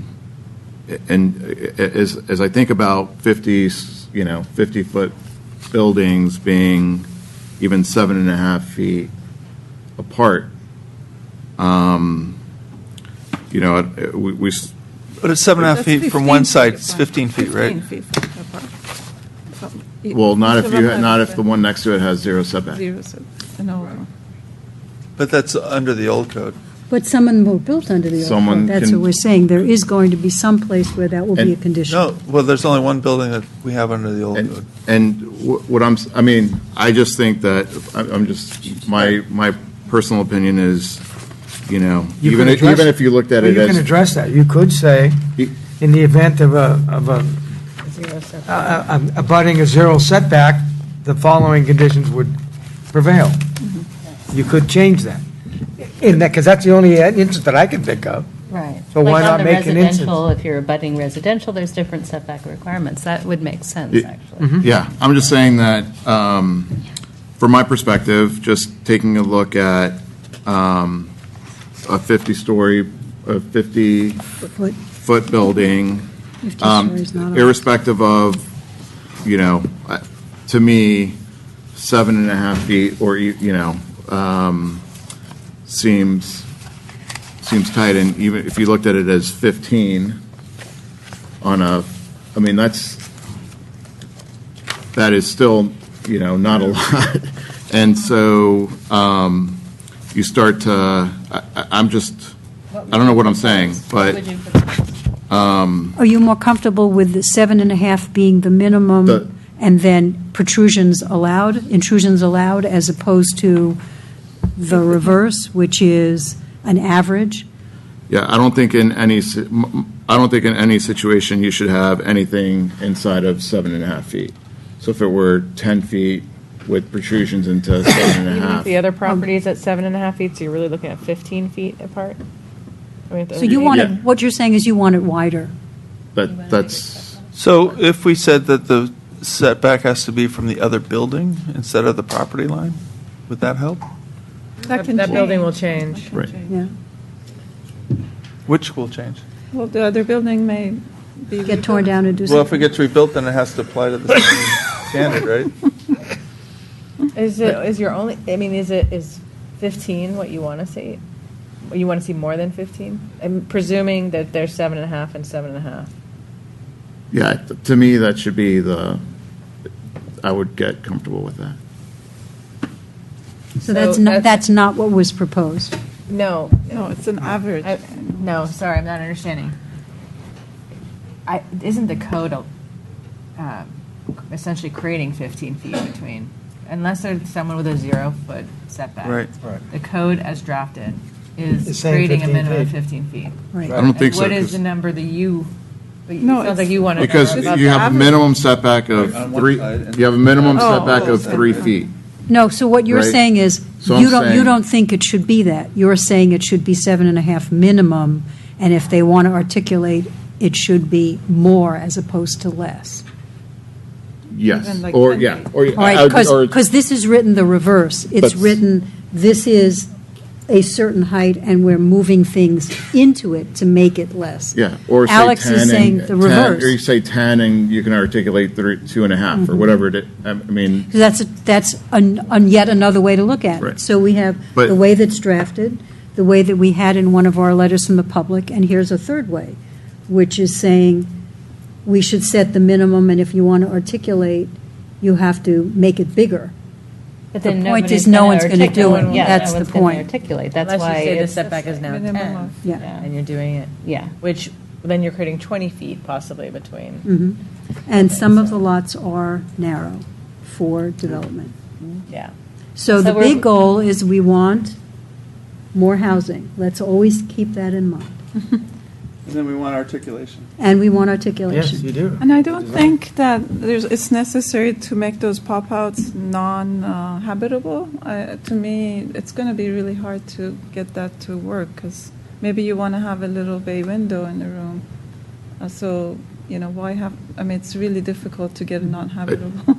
Well, that was that was going to be my next Yeah. point, is like, I'm fine with it going, with that being habitable and being able to use a balcony, but you Well, don't a want balcony isn't habitable. That's the point. So It's the balcony interior space. is not conditioned space. So what I think Bahi's Uh-huh. saying is, if there was a bay window in a room, it's considered habitable because it's conditioned from the other side. So that's another Right, slight right. change, which is Well- to say, if there's an intrusion, does it have to be only a balcony? Or could it be that the actual buildable envelope is elastic? Oh, no, you. It's Yeah. discussion. as architects, what are your, Remember your where we thoughts on- started. We We started started at at zero zero. setback, so, Yeah, I feel, just, I feel or like commercial? I'm okay with No, the for when we 15. started this, well, I don't want to spend all day on this one. no, Okay. right. So I want to move on, All right, so. because otherwise we're going to we've got 10 times just to go through. So I did tell my husband we were We going could to be be here late forever, tonight. and I don't want to do Should we that. So straw poll it? I think 7.5 is a number that is a good one, in my opinion. So do I. That even if it was zero on one side, you still have somewhat of a decent thing. I believe that doing an average is not as good as allowing intrusions. And I think the intrusions should be habitable, should not be limited to non-habitable space. Those are my three criteria. Now, how much of an intrusion we allow, 3 feet is a magic dimension because it has to do with fire codes. We could even say less. Fine. If you make 3 foot is the minimum, if you made a 3 foot intrusion, then you would have 4.5 feet, which I think gives you a little something. So 7 minus 3 is. Yeah. So my proposal is that we make the side yard width 7.5 feet with intrusions allowed of up to 3 feet. But do we have to say a maximum Minimum percentage? setback is 4. Yeah, but we need to say what percentage of the larger width we're willing to give up. So we could say for a How maximum many of of these pop-outs can you have? 30% of the length of the wall, or Wouldn't the average work it out? Wouldn't the math work? Right. They do it 5 times, you go in at that amount. Because you have to How have is an it a average. percentage? Right, you have to have an average. You have to have an average, so So if you go in, if you go out 3, you got to come back. you got to come in 3 somewhere. The other so 3 somewhere. The same amount. You're not limited to it. okay, I'm game. right. That's why Let's I'm just trying to. see what happens, right? Well, I don't want to do that. Also, you got to imagine, this is going to be on the side, and I'm thinking I'm not an architect, so you're probably going to shoot holes in this, but the articulation is going to go where it's visible more than on the side, because no one's going to see that, right? Well, but we want some on the side for the building I'm adjacent. just saying that- We'll get input. So if we see that there's a building with a 0 setback and the openings to that space, like where the windows are to bedrooms, are meeting up right where the other person is intruding, we'll refine that and say that doesn't work. You don't put 2 bedrooms, facing each other, that kind of thing. Maybe we Offset. have that opportunity in design review, the design part of the review. Okay. And can you get landscaping into Anything else in side yards? that zone? Well, wait, so we have to direct staff. Yeah. What do we want staff to say here, guys? I'm okay with how it's I'm okay written. with the way. Yes. Okay, I think I that's would what like. most of us are saying. I have trouble with the minimum setback of 3 feet. I think that's too small. So you think I it would should be say 4? They should be 4 feet. Or, I agree. Okay. I can live with Straw that. poll? So Oh, we're I can- still I can support maintaining an that. average of 7.5 feet, but with a Right, but minimum with a setback minimum of of 4 Four. feet. Okay, 4. Okay. Boy, it sure took a long time to get to that. Yeah, you know, we do it. Are we Okay, addressing anything else on the Are we side addressing yards? anything on the 15 feet? Anything else on the side yards? I have no trouble with that. No. On to 1450, height of structure. This ought to be an interesting conversation. Wait a minute. But the minimum Oh, yeah. shall always be 4 feet. Right. Okay, Right. got it. Okay, height of structures. This one's a tough one. Wait, I thought we were doing open space. Aren't we just following Are we the? Height and structure. Following the ordinance. I think Oh, we're okay. here. It's height of Let's go with the structure. ordinance. Yeah. You're Following fine. the ordinance Okay, is sorry. easier than the. Sorry, I'm watching. Yeah. So we've gone from 45 to 49 feet. And this was one where Commissioner Bodnar asked for a metric, a fact-based metric for this. Right. And I Well, I would think second that request. I mean, and I think now that we have the time, so again, it's not meant to be arbitrary. It was actually meant to be based on realistic, What you you know. to build for? Right, so Well. what we need then is some metrics to give us comfort that is a realistic measure for what we're saying. So that, you can say, support this, but leave this in here. We don't need to talk about the number, Right. because we're No. going to I base thought we it on. got the- it, though, last time. I thought we You did. understand, We John? I know, I And thought, we have yeah. You had pictures. the This is the That's number. how we arrived at This is 49 the feet. number. cross Based section, the on- various Yes, heights, Right. the exactly. requirement for This is minimum it. 12 on the Right. first floor and Right, variables exactly. and. Okay. I don't think we relitigate this one. Okay, So we're so okay. open space is a list of a number of So different items A- you have to go with. So A, A, in the second part of A is at least one dimension of private open space be at least 6 feet. I think there needs to be another dimension I there. actually thought it made a Minimum. lot more sense to make it 5, because if you're creating 2, 5 by 5, 5 by 5 makes sense. as Or opposed 5 to- by 4. well, the 6 by reason, 4 I and said using- 6 is because Chris Alexander says in the pattern language that 6 feet is the minimum usable space. It's what people go to. 5 feet doesn't work. And it's not that it's the Bible. Is this always squared? Because it's, Doesn't have Okay, to so be then you square. have 6 times some, that's how you're trying to create 2 spaces. Right, so, Right, well, so I think that 50 by another. 50 by 6 to create 2 spaces. It just doesn't, Well, I was going to Create a say weird there should be number. another dimension of 4 feet. yeah, I mean, So that- there so there that has to be a minimum has to minimum. be 6 by 4, not 6 by 1. Well, Okay, so you have there two of needs to be those. some minima. 6 by 4 is the minimum. okay, so you have 48 getting a feet. And table. we've just said a requirement is 50, so we're forcing everyone to do And this 6 like feet, you can have a really chair and stand random, up in front of strange it. number. so I think we all agree that there should be a minimum. We minimum. can't have one of them 100 feet and the other one 6 feet or whatever, right? So, But but what I'm saying is they could make it 6 by 5, and the other one 6 by 4. That or works. 6 by But 6. 4 is not really a usable space. No, 4 feet? No, you can't really sit there. You can't really have 2 people. you can't lay down, you You can't can't do it. pass by the person sitting next to you. Sitting You at the need dais. 4 feet 5 is like feet. here. I think 6 feet is a good number. I do too, I think I 6. agree. So do you want to say 6 by 6? That would be a nice, if Minimum that's what the, dimension. Let's with a square it. minimum of 36 feet. So let's go 6 by 6 and minimum 36 feet. The average becomes a minimum of 36. Square feet. Well, the average of 50 feet doesn't change, average it's just the is- minimum. No, this, the does. minimum No, a size. minimum, no, at least one Instead dimension. of saying having at Minimum least one dimension of dimension, 6. it says having at least 2 Two dimensions. dimensions. Of 6 by 6. 6 by 6 feet. Be at least 6 feet by 6 feet. Right, and then if they add more, so is all the better. So if it's 6 by 8, that's You okay. realize that 50 becomes like a non-use, it's not a real number. No one will ever be able to do 50. Let's just say that. No, they won't do it that way. And- Okay, number B, any private open space, any questions on that? I'm going to go through them quickly unless you have So a, David, can you flash the next slide?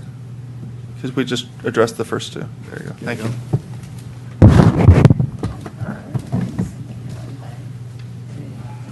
We have to go the other way. Yeah, we're going off this, but we've covered the first 2 items on the bottom of that slide. I just want to see what was next. Coming attractions. Yeah, exactly. okay, then C, C. depending on number of dwellings, you're going to, you're talking about common open space as opposed to private? This one, I think the number is low. Which one, number one? I think that 800. number one is low, and I believe that we should do some kind of reverse scale or some sliding scale. There should not be the same minimum for 50 units as there is for 10. So maybe it's a sliding scale, and it's, A percentage?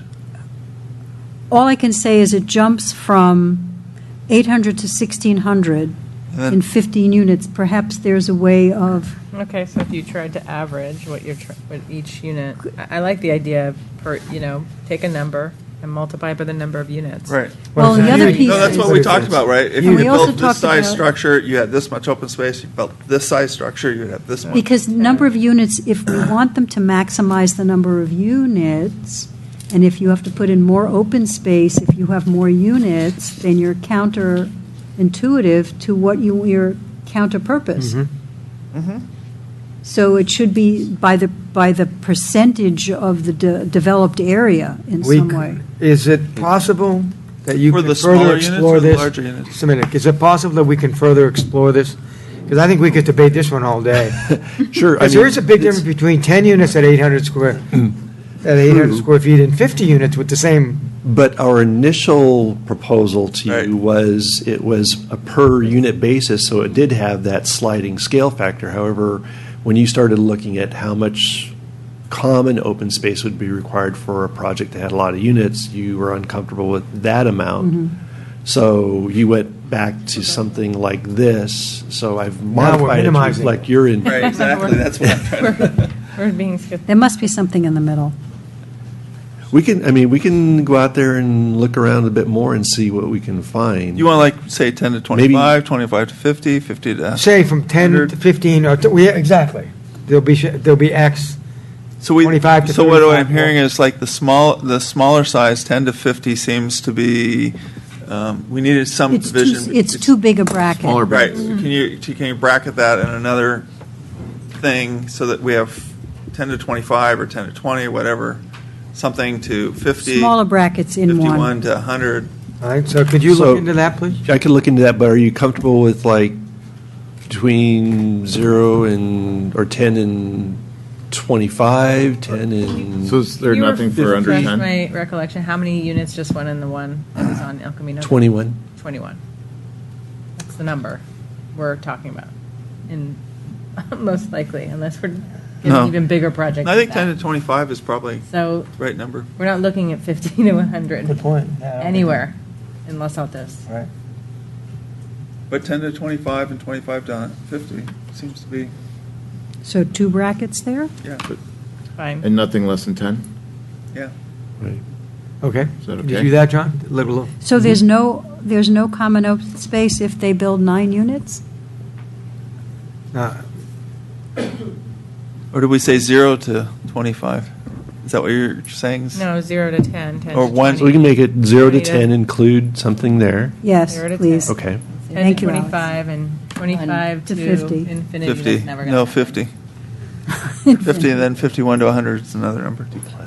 And 101 is another number. Just in passing, and does 800 square feet feel like a number that's appropriate for 0 to 10, 10 to 25, or 25 to 50? So that's 40 by 20? I felt like it was the 10 to, It's under the what we would smaller. have required of the This is- building that most recently. So 400 square Yeah, 10 to feet, 20. Right, 400 square 10 to feet is a 25. 2-car garage.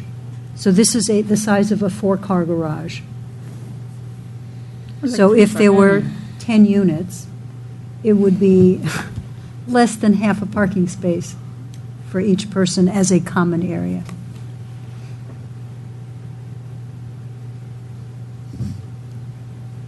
And then when you go to 2, it's 51 to 100, where they basically double, 800 made it How did we get 1,600. to 800? How did we This get was this number? based on studies from other cities, right? Right. And We're just trying to, Standards that you like from Palo other Alto cities. and right.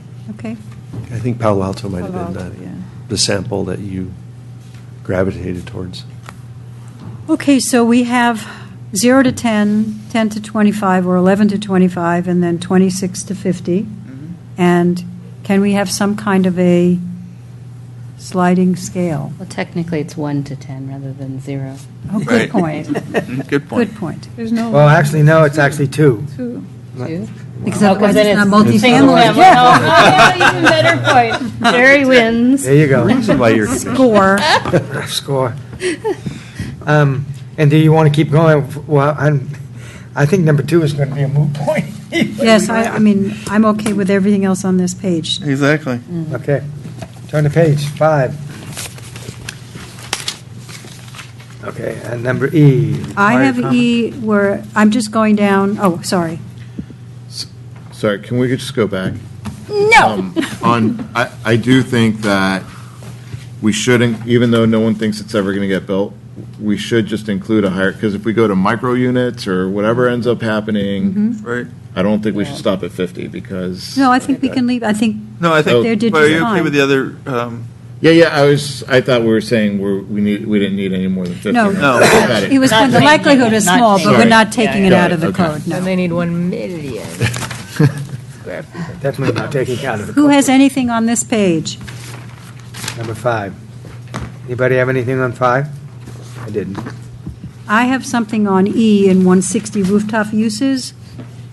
I want it to say on the third line, suitable concealed space and containers shall be provided at the rooftop.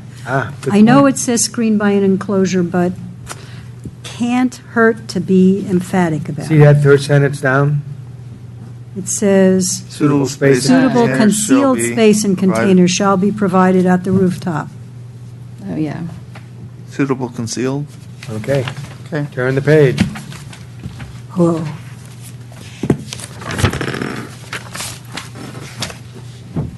Okay. So we had a letter about rooftop mechanical equipment. One of the considerations is going to show up on the last page relative to elevators, but we have always had our mechanical equipment screened. So you're talking about 1450, 180? 170. E. E. I mean, there's no change to our code here at all. This is exactly as it's always been. Let me ask you, if someone doesn't screen something, is it the same way as if they do landscape and they're required to landscape and they don't? They're Well, the required to screening- screen and they don't. They Do we can't go get a back to fin- them? they can't get a final inspection. But if- let's say there's someone out here who doesn't properly screen. Can you go back and correct that? Mhm. Okay. Oh, yeah. Okay. I had a question on the mechanical parking lifts. So we're talking 1450, 180? 180. So we all agree with 170 is okay? 170 is I okay? do too. So. I don't, maybe it's just, I don't agree that we should say that mechanical parking can be used to satisfy all of the vehicle parking requirements. I don't remember ever discussing that we could use that for everything. We Well- differentiated between dwelling Dwelling units units. and long-term, that was long-term Right. parking. Sentence is part of. I thought they did a good But- job here. I actually did. I was worried about, I didn't understand by, as may be allowed by accessibility regulations, I think we need to say that ADA spaces have to be non-mechanical. I think, to me, that's a Yes. deal breaker. Yes. Well, don't And- you think the regulations, ADA regulations? You know, the don't ADA allow it? regulations have their I wonder. pros and cons, but I really feel it's important that we spell this out. Because if they say, well, it's accessible, that's okay, I don't feel it's a good thing. I think that the people who need special spaces should get them, and they shouldn't have to wait So do for a I. lift. I agree. Okay. And my issue continues to be, shall comply with the adopted parking stall dimensions of the city. I have the same issue. I don't know that there's a relationship between Right. what you need to park a car on a street versus what these mechanical lifts Correct. have spec'd out, and they can't revise them. They're built to accommodate the largest cars. So it will either Or they're match not. our parking dimensions, or it will not, but there's no controlling that.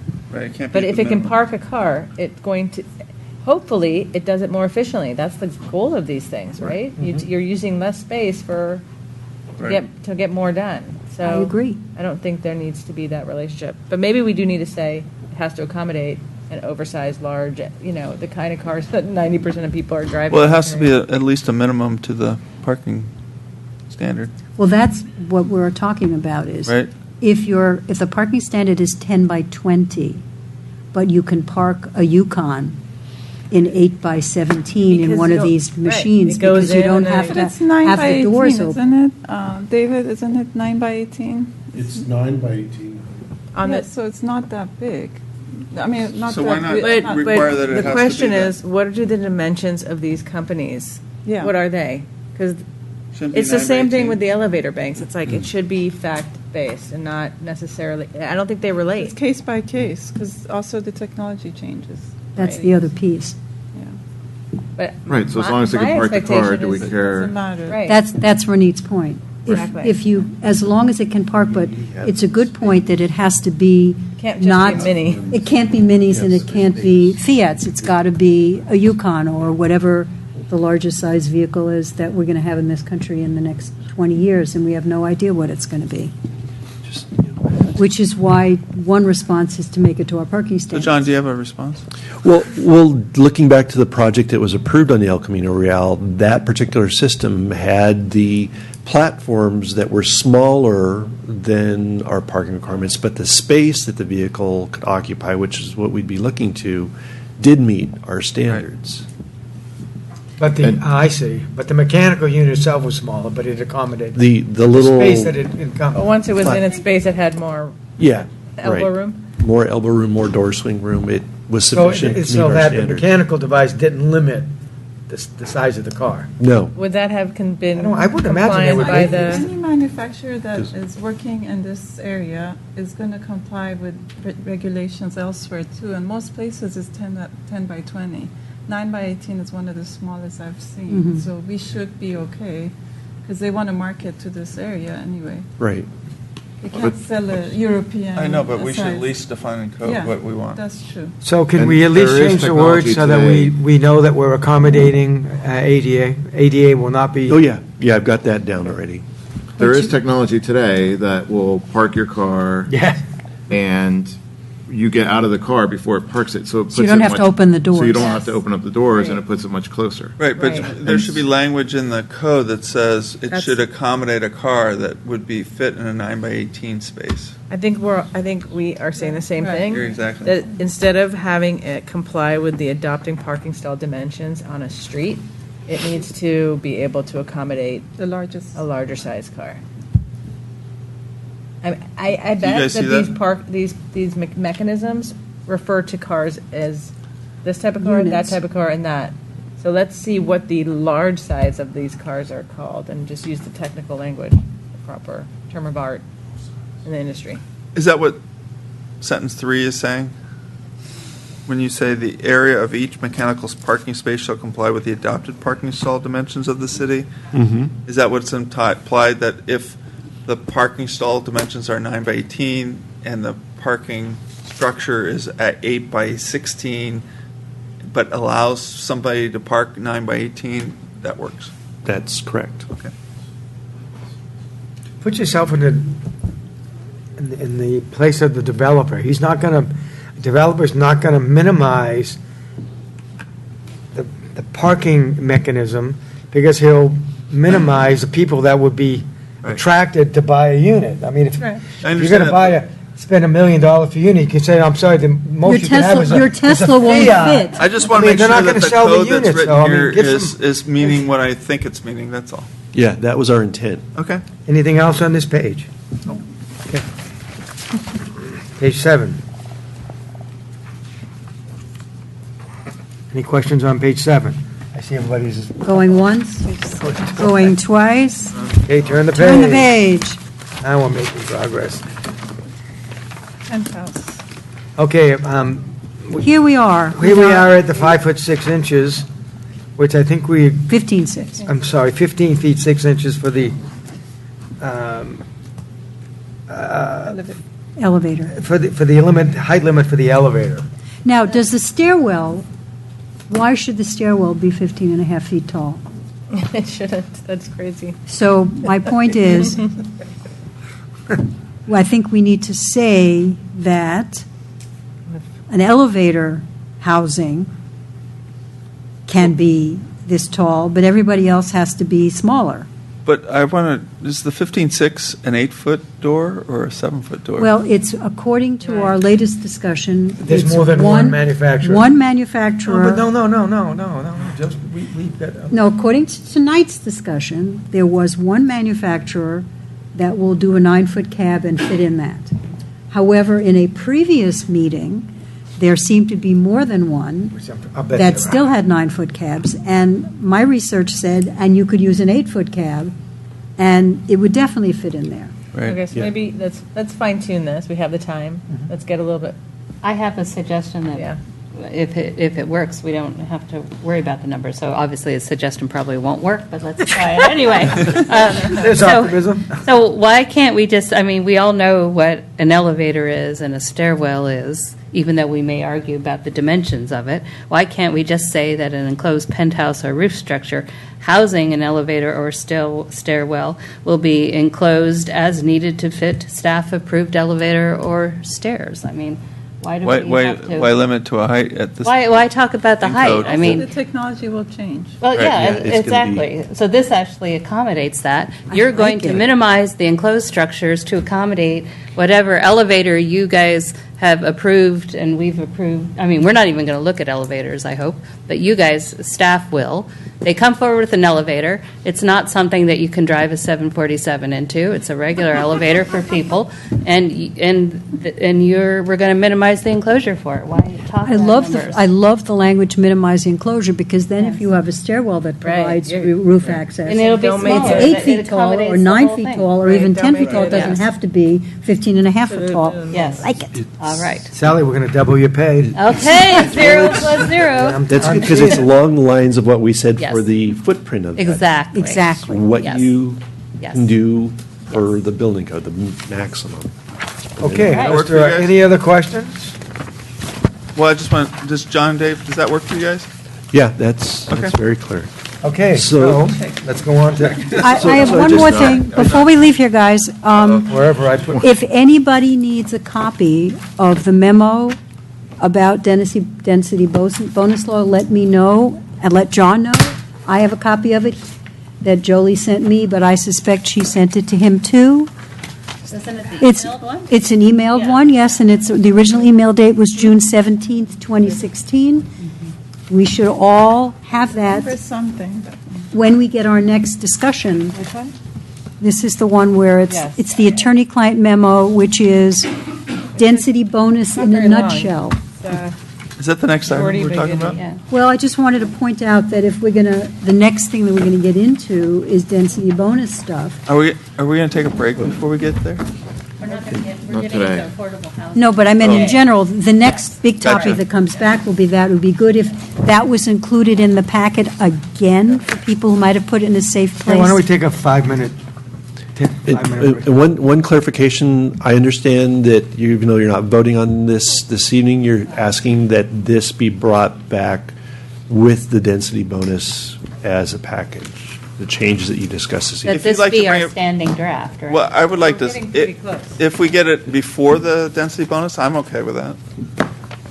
Well, we should get it back the next time on, or whatever it is, Yeah. the next draft, so we can actually say that. Right, because Then I'd this- like to get we'll that. hold this draft in I'm abeyance back till to, the I next want to go meeting. check. I'm seeing third base here. What's the pleasure of the commission? Do you want it He's the one who said it, not me. as soon as possible, or would you prefer looking at the two of them together?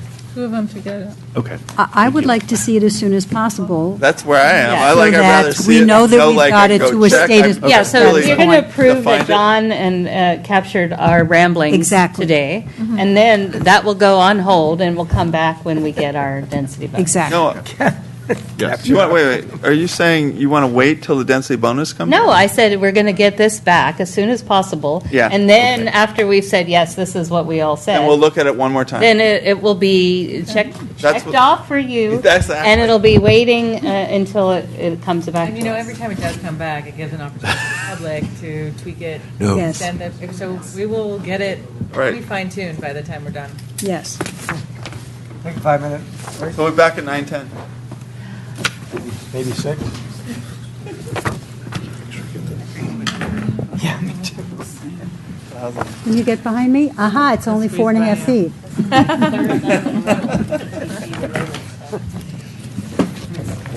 Last night was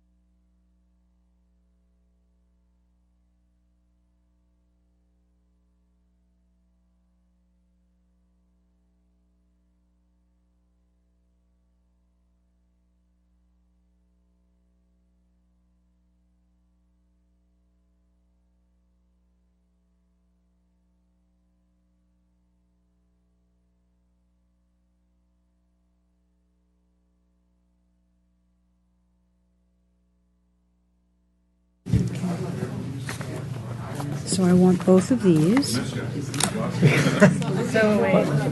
Thank you. Oh, thanks. It's my last meeting. Yeah. No. She was sitting in the corner. She left earlier. Yes. Oh, you didn't know? It's been made public. They've been having.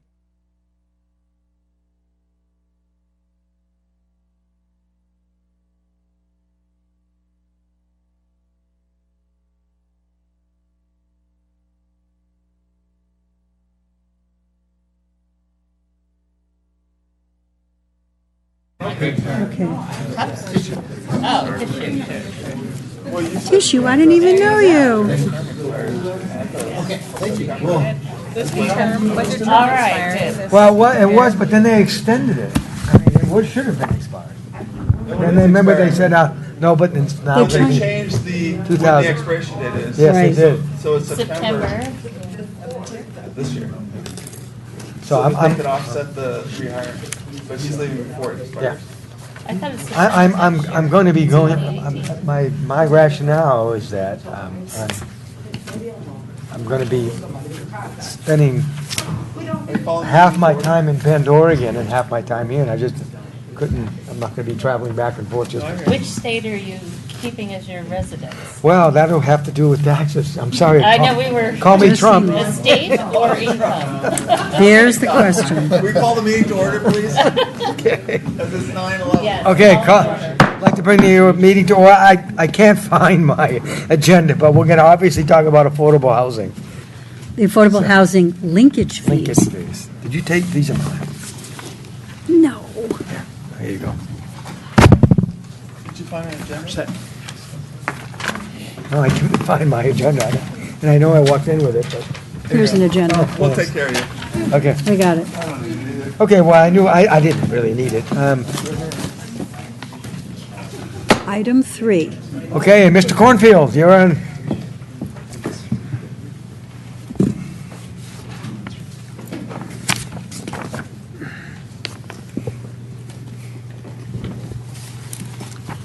Thank you. Good evening.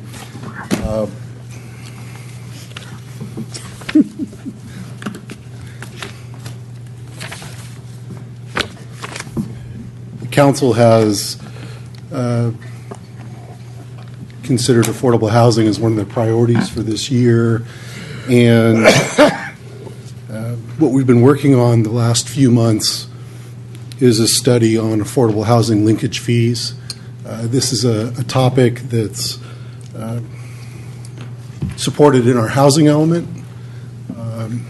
When we were reviewing our housing element, we adopted a policy to consider linkage fees for commercial development, and the City Council also subsequently decided we should explore the idea of residential linkage fees too. So what I wanted to do is I know you have my staff report, and the 3 Nexus studies that support that. What I wanted to do is just give a brief overview of the concepts of that, and also mention that we have the benefit of our consultants tonight, Mr. Joshua Abrams from Bard & Driscoll and Mr. Vu Bang Nguyen from the Silicon Valley Community Foundation that have been working very closely with us, and if we have a question that I can't answer, they might be able to. So in general,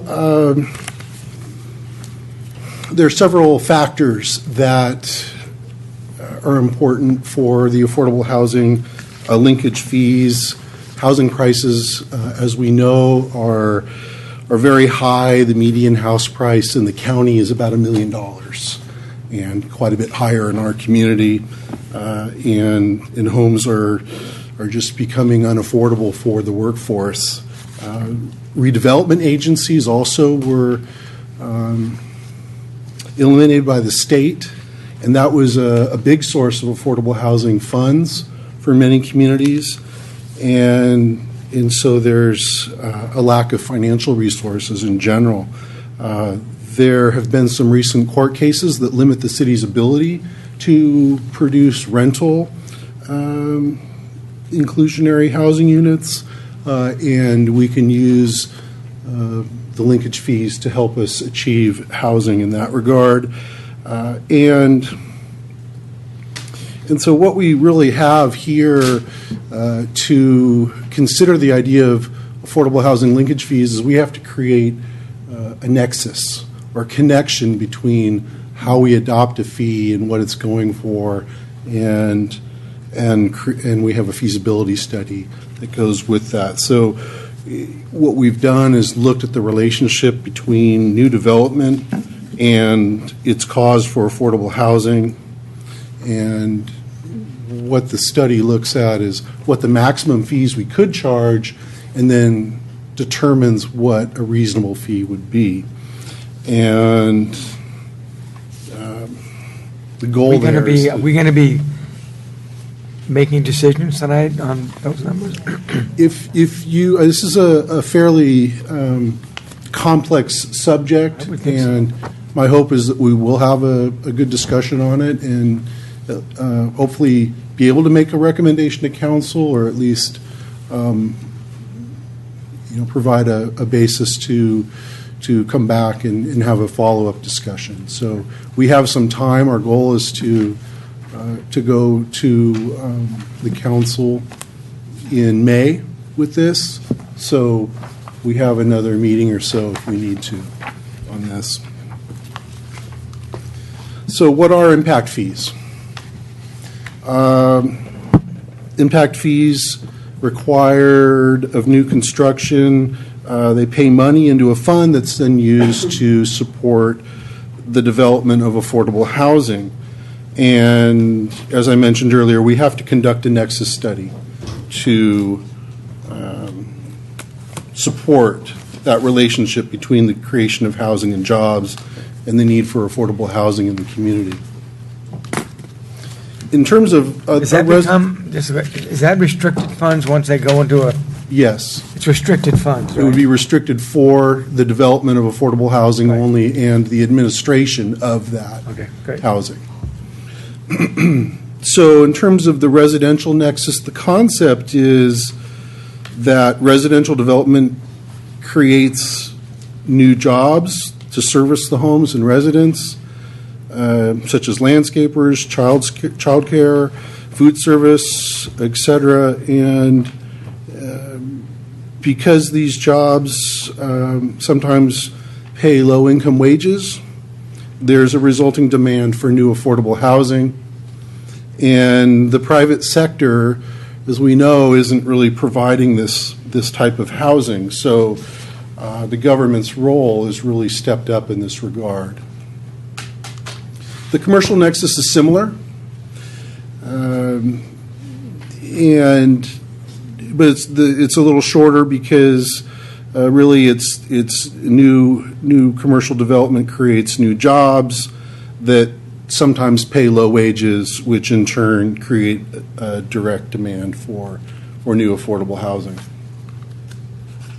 Now, in our studies, we've determined what the maximum fees might be for various residential types, and we looked at all the different types of housing, and that really provides the upper limit. But then we considered spending patterns, the growth in low-income households associated with new jobs, the affordability gap, which is the difference between what low-income households can spend on housing and what the new housing costs. And from that, we arrive at a little lower number, actually, to what we could support as a fee. So in terms of residential fees, I don't expect you to read this. This is just really as an example. This is the table out of the staff report that we've figured out what the affordability gap is, and along the bottom there, what the relative percentage within a moderate income unit or low income unit, what the equivalent fee would be, either per square foot or per unit for each of these prototypes. And these are based on actual prototypes in the community and in surrounding communities. Could you back up one, because I want to make sure I get this. So are you saying here that on a single-family attachment that the corresponding impact fees is $137,500? Yes. That's what we could charge. Just a lot would be $104 and down the line, right? Right. And that would go into a restricted fund? It could, if we adopted these fees at this level. This is the maximum level that we can justify. And the analysis that that we've done is conservative. It creates the ceiling, if you will, and then backs off those numbers a little bit so that they can be legally defensible over time as construction costs and things vary. We can't overshoot it. So this creates a kind of a conservative ceiling, and then with the various factors that are unique in our community, we've arrived at what fees could be supported. Do you want us to hold off on questions, or? Yeah, maybe we just go through the whole concept for the sake of the public that might be interested, and then I think we could. I just don't want to move on without understanding what I'm looking at. So. Yeah, indeed. So we did the same thing with commercial. There's maximum commercial fees for the various types of development, office, retail, and hotel, ranging from $125 to $260 per square foot. But what we've arrived at are recommended fees are much smaller than that. These are consistent with numbers that other communities are adopting, and so this gives you a sense of if we were to adopt a fee for development, we would adopt these along these levels, because we can't. We don't want to adopt a fee that's so high that we might discourage development, but yet if we adopt these fees, we don't want to leave something on the table. Just in terms of the recommendations that we have, Los Altos is a very strong affordable housing program. Over the last decade, we've been able to build actual units.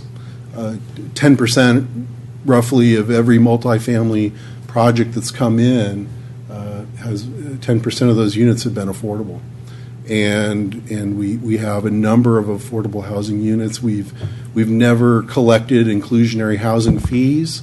As a small city, we don't have the administrative capacity, nor really the potential to collect a substantial amount of fees where we might go and buy land or set aside our own land and then develop affordable housing. And in my staff report, I ran some numbers that show that there definitely, we could accrue some money, but it's just not at a level that I think we're better served for housing in the community with our existing program. And so I'm not recommending any fees for our basic multifamily requirement. We could consider, in our multifamily requirement for affordable housing kicks in at 5 or more units. It's a consideration. 10 or more is a requirement. We could consider a fee for the smaller projects to collect something, but I'm not recommending that. What I'm recommending that is we adopt at least one fee, and that's for multifamily rental projects. We should be adopting, I think, a $45 fee. That's the maximum supported fee by our consultants. Per square foot, right? Yes, per square foot.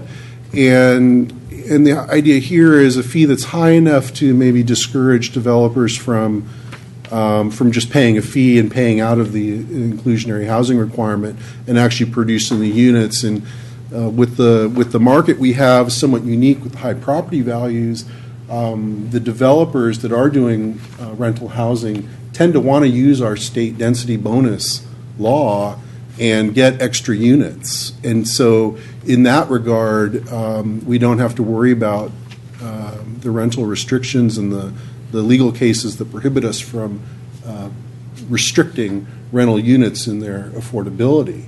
And so here we're giving developers, I think, a choice. And until this is resolved in the courts, then I think this would strengthen our program. And then finally, I'm asking that we consider the non-residential linkage fees. I'm not saying we should be adopting these, but it's definitely a consideration. There are some good reasons to do so if we want, if we go that way, the main benefits are it makes us similar to other communities that are adopting it. And there's some parity there and some consistency in the region, and it also would allow us to collect some money that will benefit affordable housing in the region. And if we are adopting fees, what we would, I think, do is create an agreement with the county housing trust, for example, and they could use these monies and hopefully earmark them for things in our community or nearby. And there would definitely be a benefit to that. So that concludes my staff report. I would note, for the record, we received some correspondence from the League of Women Voters, who is here tonight, and I think will speak to their concerns. and you do have their letter there on the dais. So with that, I would be pleased to answer your questions. I thought you were looking because you had one. I do. I have one. Go ahead. So I'm trying to understand. So you cannot enforce inclusionary on-site housing requirements? For rental, only rental units. At this moment. At this moment. There's an act, a state act, that prohibits rent control for units built after 1995. And so that's, the courts have shown that the cities cannot limit the rental rate of and so here, if we adopt a fee, then we give developers a choice. And this is defensible. So they can either provide the affordable housing we require in a rental project, or they can pay a fee. And that will strengthen. But you just said that they could provide the affordable rental housing that we require. Under the state density bonus code, if they elect to do that, it's their choice. And so they're electing to do that. They're getting the benefit of the state density code and more units. They're getting development incentives, and there's an agreement there. And so we can, under that basis, restrict the rents to below market rate. But if they come in and they don't want to use the state density bonus code, we can't require that of them. But the 10 or 12, I mean, we have something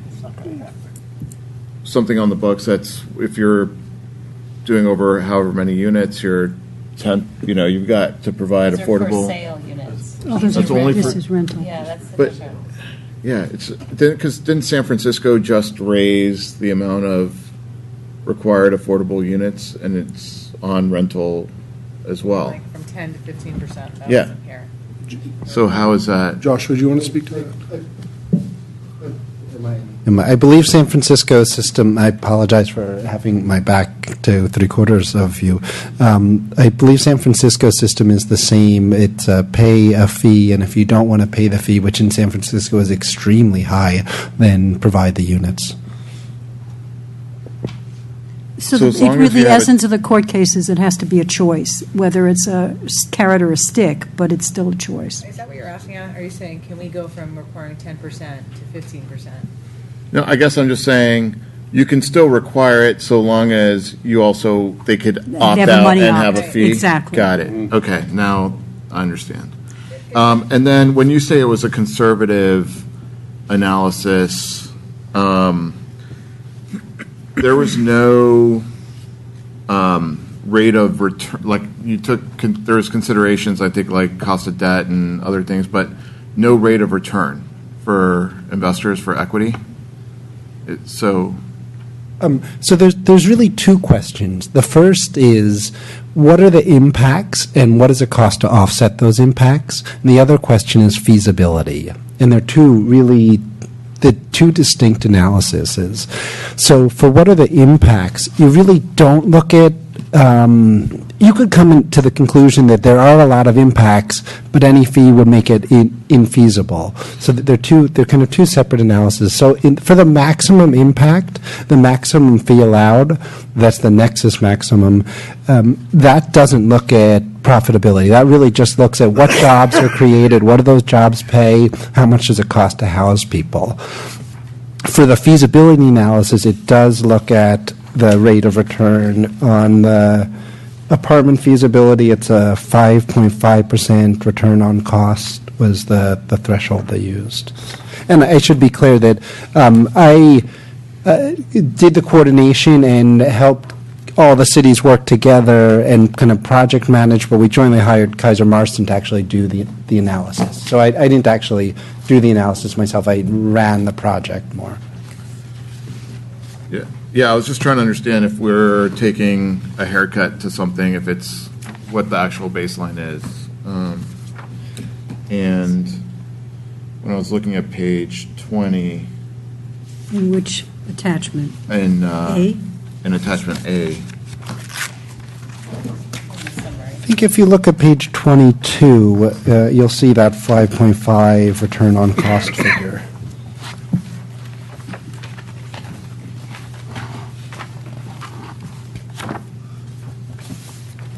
Here it is.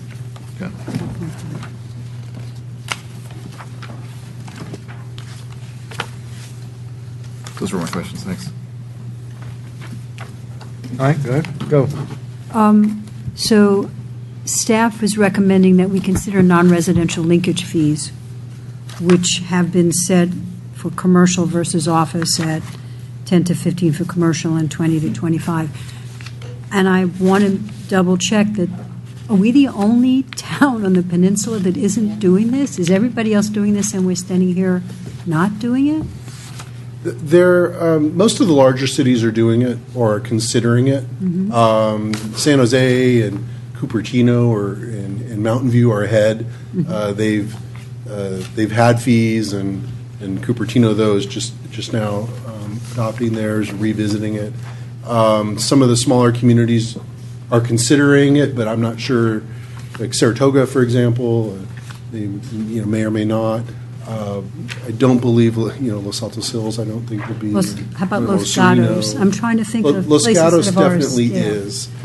There's a group of cities. There's 21, mostly in Santa Clara, some in Alameda County, that joined this effort as a multi-jurisdictional consideration, partly to underwrite the cost of this kind of a study, but also to attack it from a regional basis. So that the hope is that we all are kind of coming along with the same numbers. That's it. And you're not asking for single-family residence or large-scale additions to single-family residences? Not single family at all. We just don't think that's an appropriate thing in this community. Housing is already very expensive. Basically, you would be sort of taking this $150,000 or $200,000 fee off the top of sales of homes, and I'm sure realtors would owners, because it's just going to that's 90% of our development. And Has anyone ever done an analysis of how much money this would bring in? I mean, I can't. My mind goes blank when I think about it. I didn't consider single family. I mean, there would be a great potential there, but I just don't think it'd be really realistic for us. But I did prepare in our staff report a summary of what I think, we over the last almost 10 years, put together, I think, a pretty realistic summary here of if we assume that the residential developments that provided the affordable housing units did that instead of paying a fee, we would get maybe $500,000 from the housing projects that would qualify otherwise, and in commercial projects, that includes Over what hotels, period? retail would be about 2.2 million. So we're talking like maybe $3 million over the last 6 years, which has been a very high development period for us. I mean, there's probably one other project that I didn't include in here, the project at 950 San Antonio Road, the 26 condos and the mixed use there. So if we had this money, what would we do with it? Well, I mean, we'd have to spend it on affordable housing, so we'd have to keep it and try and acquire property or use our own property. You'd have to build use your own units. or we'd have to. You can't go through condemnation or eminent domain or. Can we get, so this is a question I had. Who is going to get the money and who will be spending it? And the reason I ask is because I feel like I was getting to. If it's the county, I actually feel a little bit more assured, because it feels like in Los Altos, we don't actually spend the money we have, which is why we have, we're in the top 5% of like fiscally responsible. But in this case, we'd be putting all this money, aggregating it, and we wouldn't spend it. That's my concern. We don't replace roofs when when they say the life expectancy needs to be replaced, or people say they need to be replaced, only when it's literally falling apart and everyone Well, I drives think by and that's sees it. So like, are we going to, who's going to spend it and will they do it? Yeah, we just don't see it as realistic to spend it here. I mean, we'd have to You need to aggregate save it it for with years something and years and years to get something meaningful.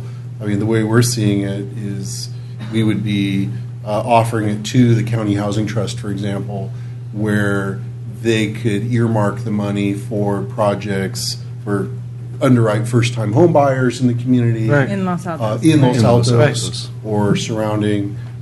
It's almost a subsidy. Yeah, I get that. But it would go to an agency that is in the habit and practice of using this money for those kind of loans. That's my thought.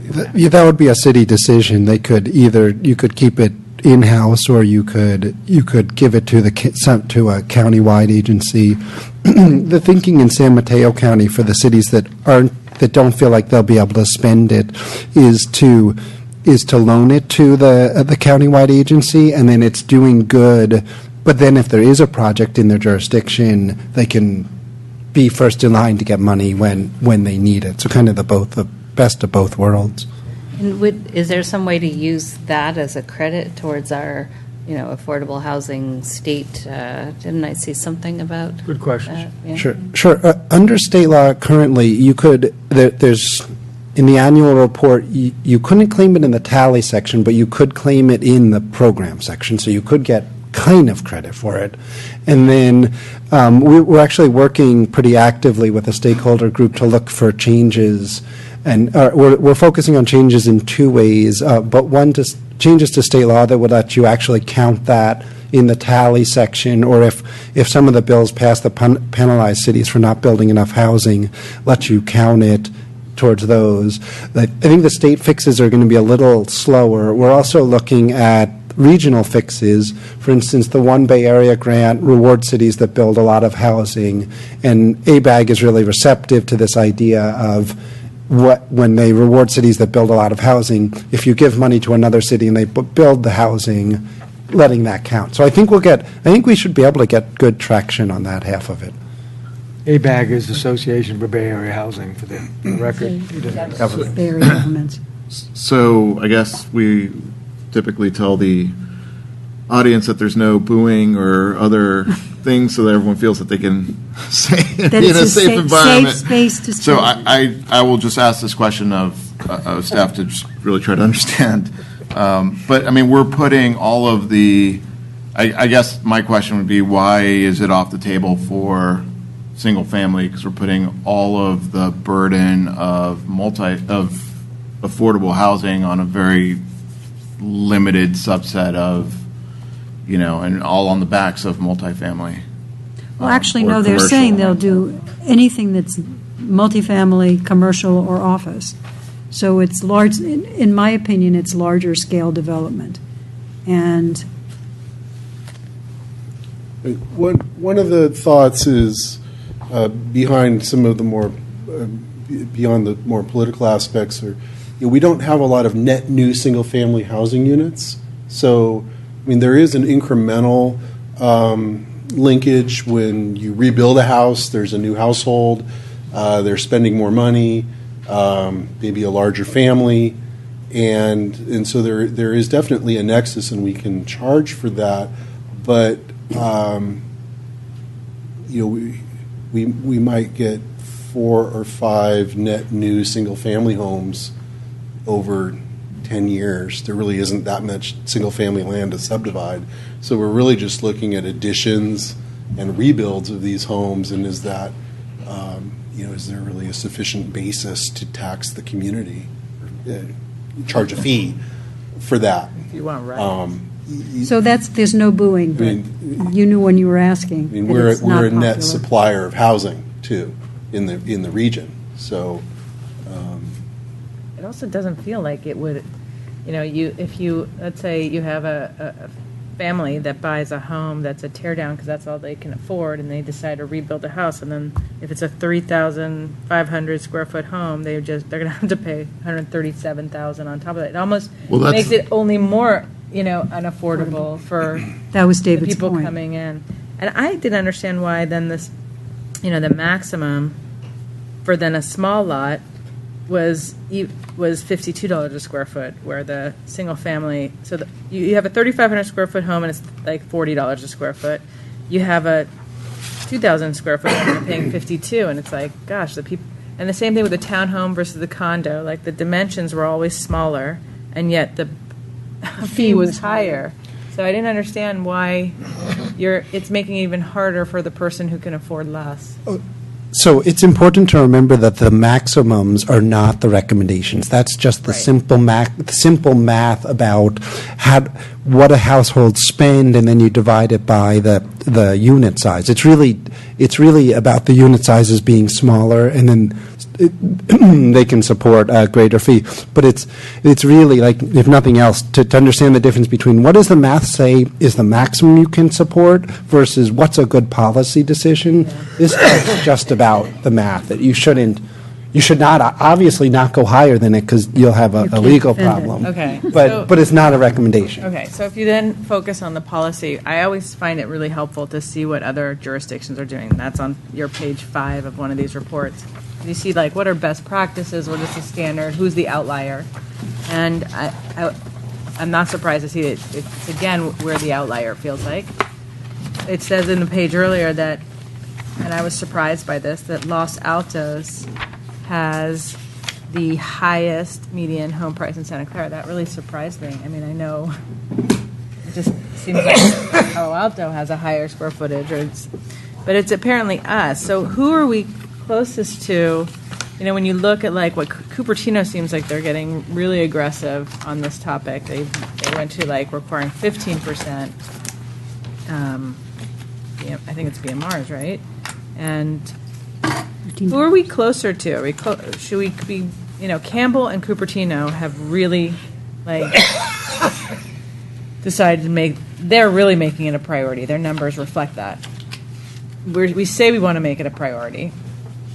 Who are we closer to? Who should we be closer to? Like a Campbell, a Cupertino, or is it Mountain View where it's 10% and,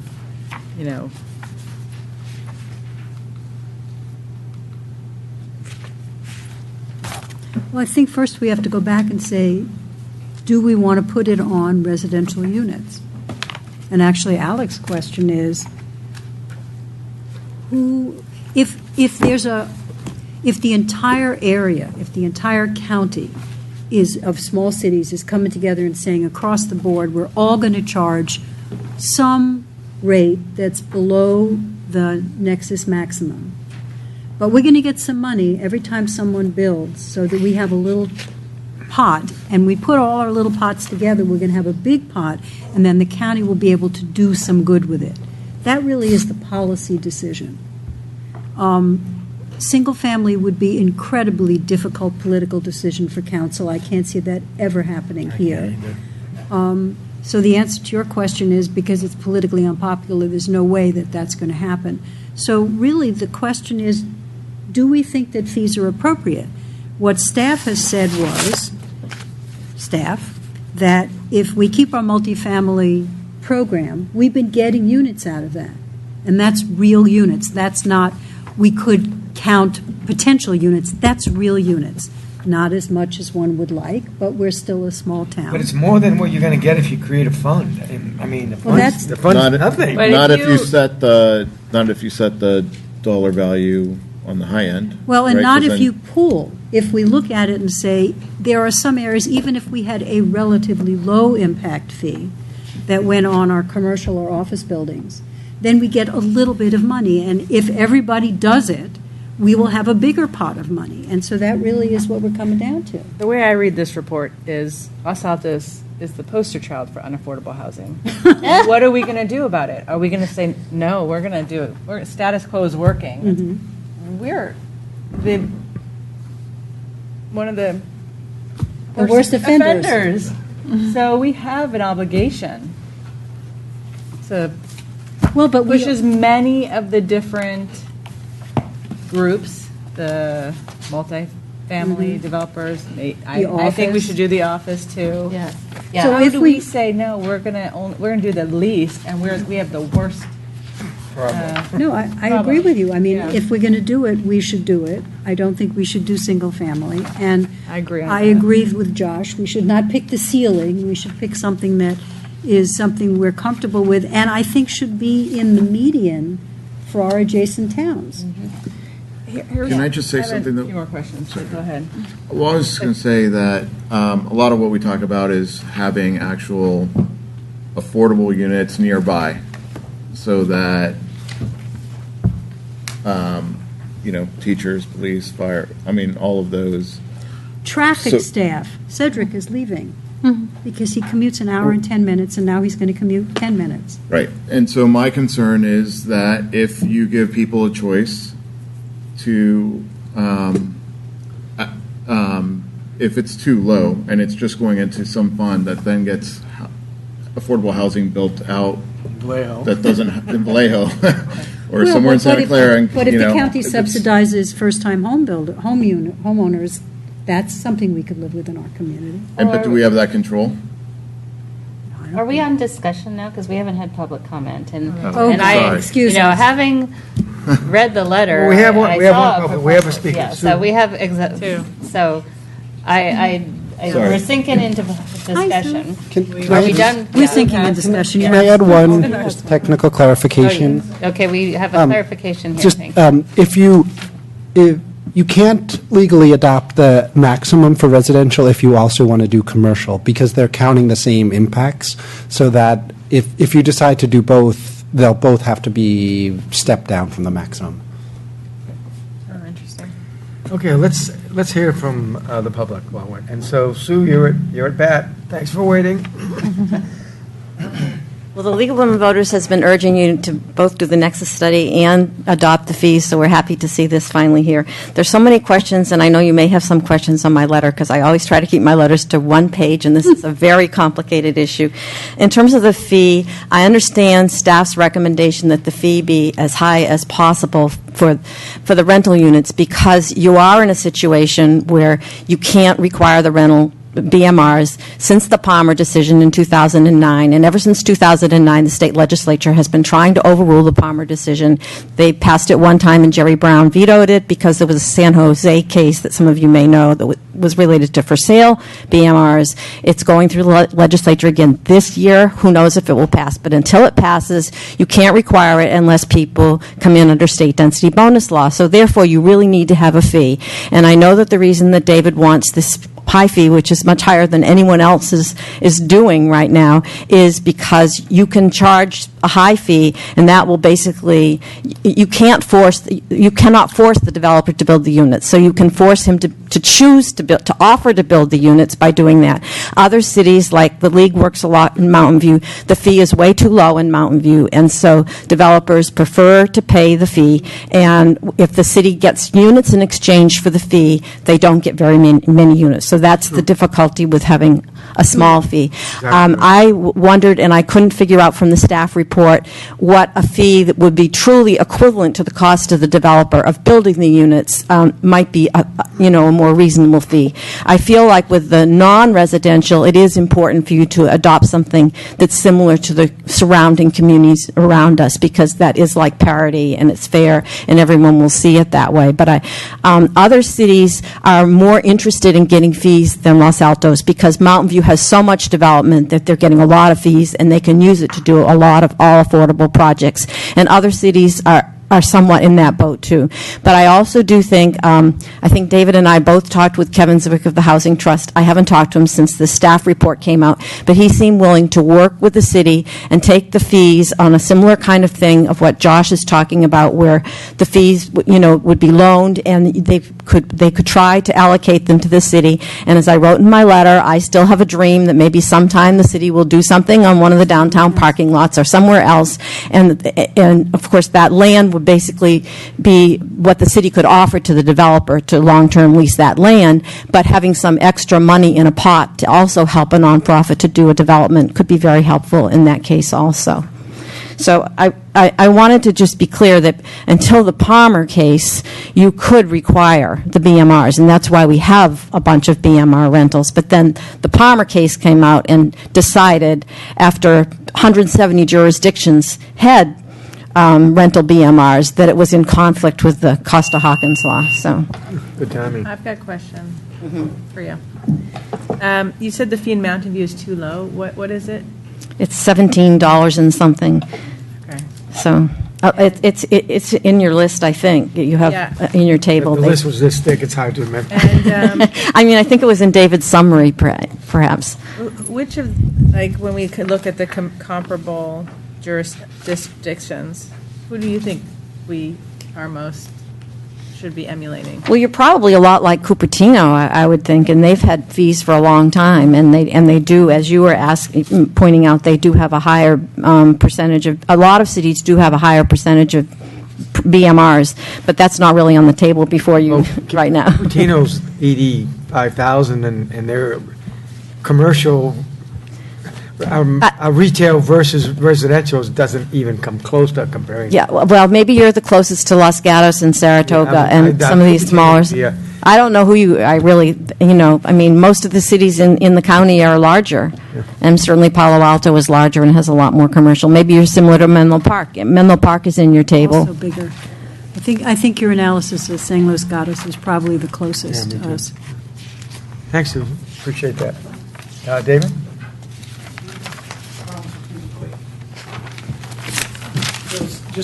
I'm not an expert in this area by any means. I appreciate the discussion and attempts to try to make something happen. I like this discussion. One of the comments that the consultant made was about being able to pay a fee and get going, and we're talking about building up pots of money with different fees and building up pots of money. And in previous discussions, we've got pots of money in the city. Is it not that we can today allocate some discretionary funds to kind of kickstart the project? That's all I'm asking. I don't know if that's feasible or possible, or political suicide or what have you, but it's something for the to think about. Okay, I'm going to close public discussion. Okay. Well, where do we want to start?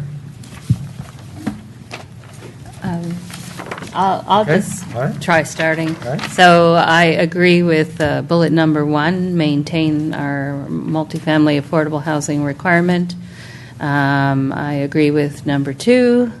Again, whether $45 is exactly the right amount. I think Sue's point about, what is the cost, what's the sort of parity cost between development? I don't know if maybe that's what this is based on, but it's probably, a reasonable number if we can't come closer to the parity. And then I think on number 3 that we should have the non-residential fees. It doesn't make sense, as Ronit was saying, to not have them, to be the only city who's not doing them. So what I wondered is, particularly looking at the League of Women Voters letter it talked about, and then maybe our consultants will be able to address this. She said one possibility is for aid to first-time homebuyers. This is talking about the pool of money that could potentially come in. Could it be as specific as aid to local teachers, firefighters, the usual cast of care, city staff, too? Or is that in a pool of money? How can you define who might be eligible to get aid out of that? So cities have wide discretion, but there are limits. The initial limit that jumps to my mind is there needs to be a connection between the impact and what you're spending the fee on. So you would want to think about whether or not new development causes new demand for teachers and firefighters.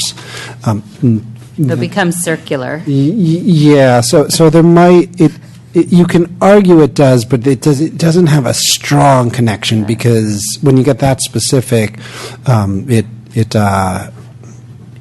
it really, the impacts are spread out to service workers and daycare workers and all types of things. Right, yeah. So that's the first question is, does the nexus hold up? And I think it would take a little more thought. And the other question comes to mind is fair housing. You have to be careful you're not targeting a group that's not proportional to the region. So typically, so you would have to do a fair housing analysis and make sure that, for instance, the school district workforce isn't disproportionately white. That's the other concern. So, but the bottom line is we could adopt this, and then we can develop recommendations for the outcomes of this, or whatever this is. But anyway, so, okay, thank you. So I agree with 1 and 2, as we said, and 3, we need to charge. So that's me done. Do you agree that the city should adopt the non-residential units as the Women League of Voters did in accordance to the KMA study on page 2? Yeah, that's number She just 3. said number 3. Yeah. All right. So my question is,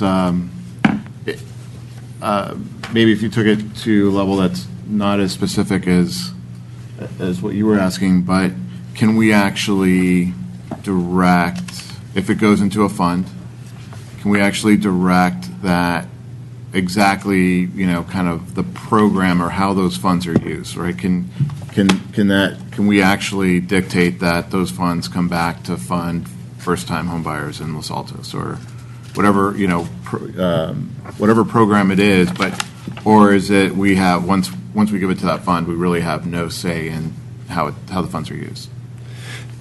So if you keep the money in the local jurisdiction-controlled affordable housing trust fund, then you would have more control, or you would have total control within the legal parameters I was talking about, keeping the nexus. If you worked with a third party to pool and administer the funds, it really just depends on what type of arrangement you can make with them. If they're willing to administer a first-time homebuyer program or target your money to them, then if you could make that deal with them, then you could. Have you seen that done before? This fund sharing is really new. I mean, it's much more common with something like transportation. There's been a lot of conversations in San Mateo County about how it could work, and one of them, the two kind of directions that they have been talking about are, the first one is a lot less strings attached, but no real fees to manage the money, and then the second direction they talk about is really very specific, create this program for our city, and then the third party that they talk to in San Mateo County is called HART, and then HART tends to say, we'll do that, but we'll charge you an administration fee. So yeah, I could imagine being able to make a deal that would do the goals you're talking about. Right, but given the types, if we're only limiting it to these things, then given the quantity or sum of what we're raising, it's essentially going to get eaten up in administrative fees, because we're not talking about, Because we're a small town. because we're a small town.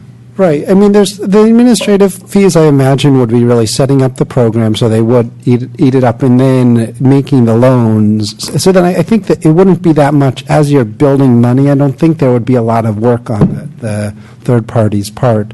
And I think there's also, I think it's worth some creative thought about ways of spending the money locally. For instance, if a developer came in with a proposal to build BMRs, you might be able to give affordable housing. So if a developer came in with an ownership project, so they had to build affordable housing, you might be able to use $500,000 to get them to do one more unit, or $400,000 to do, instead of a moderate income unit, a low income unit. So there might be some creative ways that you could use mid-sized pots of money here.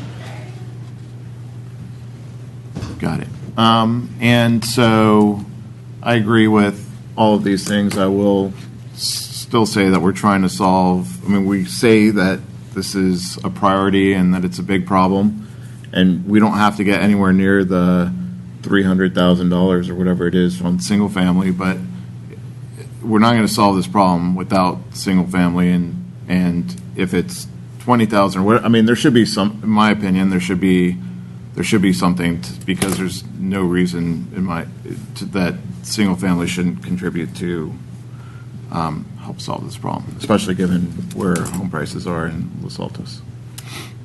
Okay. Good. I can support all three of these. I think if we're going to look at single-family residence, it has to be above a certain size so that the fee is somehow commensurate. If you're building a 7,000 square foot house in Los Altos, I think that might be worth charging on. If you're doing a 1,000 square foot addition on a 1,400 square foot house because you can't afford to move, I don't think you should be penalized. So I think there's a potential for establishing, and this is how I make my living, guys. There's an essential place where you can say, okay, this is how people live, this is discretionary spending. If you're going to discretionary spend, we want a chunk of it. So that's what I would say there. I also have some concerns about what's going to happen to the money, because I like the idea of pooling it for the county because I think you get more bang for your buck, but I really don't want this to sit in the Los Altos all by ourselves, standing alone, because I don't think we'll get anything in my lifetime. I agree with all three staff recommendations. And when we talk, I'm wavering on whether it should apply to the single-family homes. On one hand, I feel like it's when you're putting it on those parcels, it's not getting distributed over enough people. It's like a really big burden.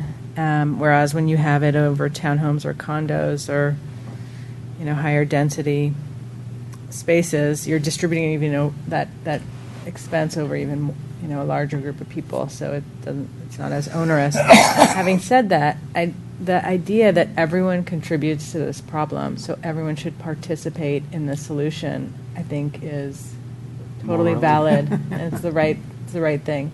And I like the idea that if it's a discretionary big home, that should be the cost of being able to do that in the and that but even for the smaller, that there should be some token amount that we attribute that is not onerous or burdensome, but is saying that we are all participating in this. I think it's interesting, but that might be just, hopeful and Commissioner, optimistic. can I just offer something? San Mateo County has a program, the unincorporated county, that's similar, I think, to what you're looking at, which is I don't remember the exact numbers, but they maybe exempt the first 2,500 square feet of a home, and then the fee is really low for the next 1,000 square feet, and it goes up. It's a sliding scale based on size. The size, exactly, for single-family homes.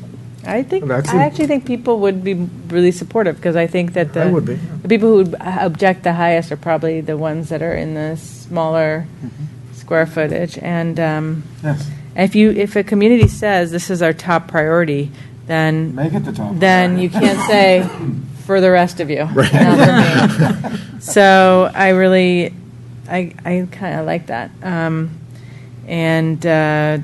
Let's see, did I have any other notes? I think that's it. Michael? I pretty much agree with staff recommendations. I believe that there should be a linkage to the non-residential component. With single-family residents, my concern is with homes that are bought and then they demolish them and then they rebuild them into something else, and making sure that the cost of the increased value gets recouped.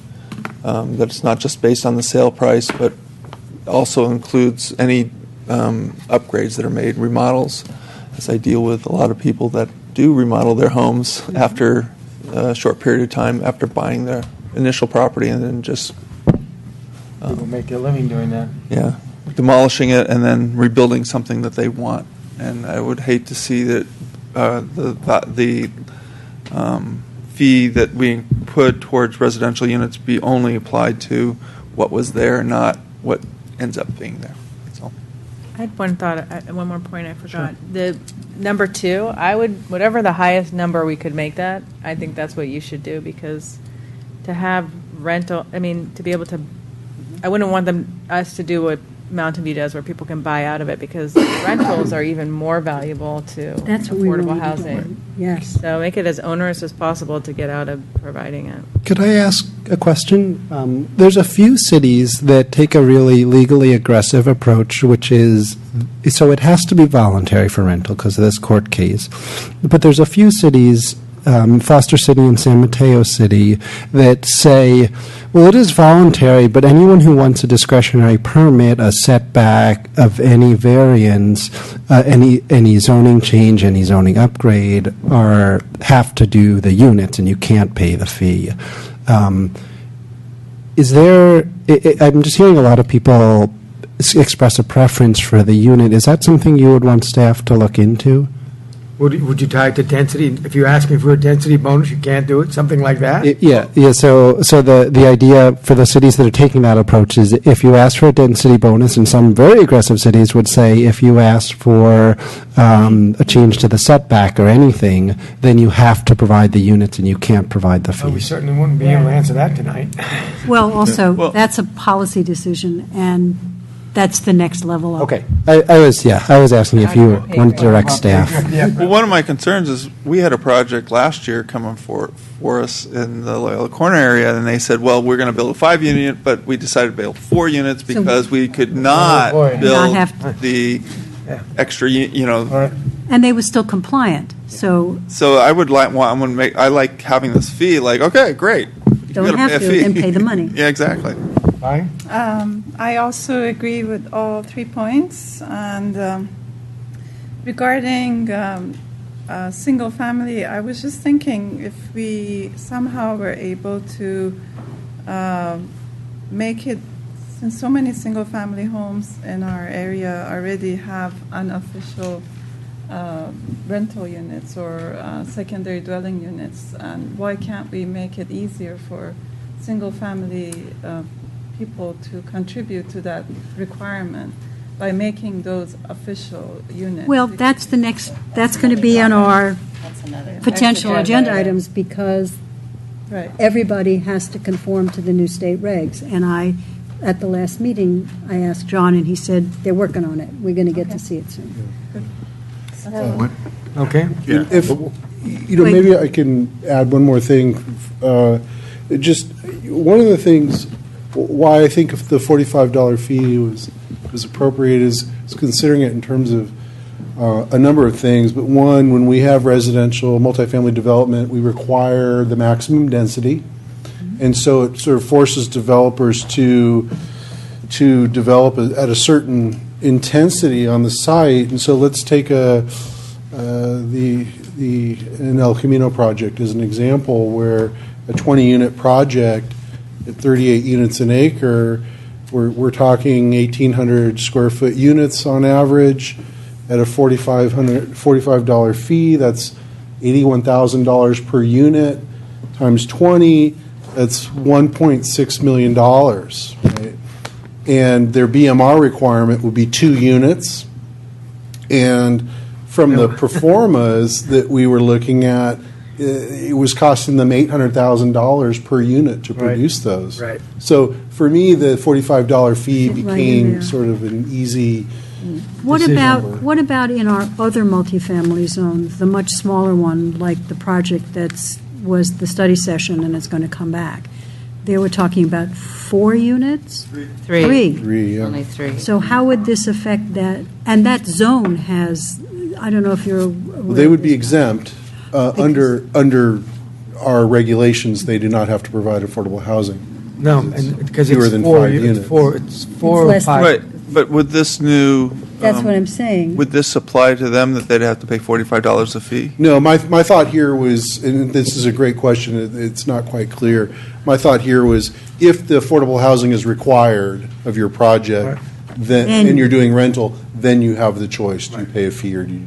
See, that's my concern, because we had one developer come in, they could put in 5 units. They said, well, I don't want to have any BMR units, so I'm going to make it 4 units, and therefore I don't pay the fee. or provide a BMR unit. Right, and there might be an argument if you're going to apply the fee to single-family homes and then 5 units get caught up in the inclusion rate, there might be an argument for also applying the fee to 2 to 4 units. Right. Because That's- it's a that's- little weird hole. Right, otherwise. that's where I would want to be. Going Right, it would back be to Ronit's everybody. concept of everybody, it's a problem we all share, let's all put our bits in. So I agree with all city staff, and I commend you on a phenomenal job. Oh, yeah, we should have And said on the that. linkage fees, I would go with the highest, because they have a range here. Office, they say 20 to 25, I would go to 25, and on the other non-residential, and they say 10 to 15, I would go 15, because, and I used to be a developer, so, but still, I'm a strong believer in affordable housing. I mean, unless So, a developer's can afford it. so I know, I just want to say a couple quick things. First of all, thank you to Silicon Valley Community Foundation Yeah, really for good. helping Really good the report. Bay Area look at this. I mean, this is what you guys should be doing, and you did, and it really is great. So thank you so much for that. There's been a lot of talk after I spoke about the single-family housing. I want to say just something. Get your 2 cents? Yes, I want to get my 2 cents in on that. So the way it's structured, items number 2 and 3 are really geared at the fees coming out from developers. Developers are going to be doing the multifamily, and same with the non-residential. It's developers, and it's all a financial calculation. What's their profit margin? That's even how these things are calculated. So I have no problem with fees there. I really think that we really need to think more about throwing in the single-family home. I agree we should all have skin in the game. There's other ways to do it potentially, a nonprofit or whatever. But so right now we're talking about homeowners, and their decision to invest in their home is about their lifestyle. It's not about a profit decision. So I really hesitate to just then lump in single-family homeowners into this same thing. I think, not even about politically, because council would, say yes or no, and it's on them. But I just think it's a really different thing. You're taking a profit calculation versus an actual lifestyle and family commitment that you then begin putting fees on.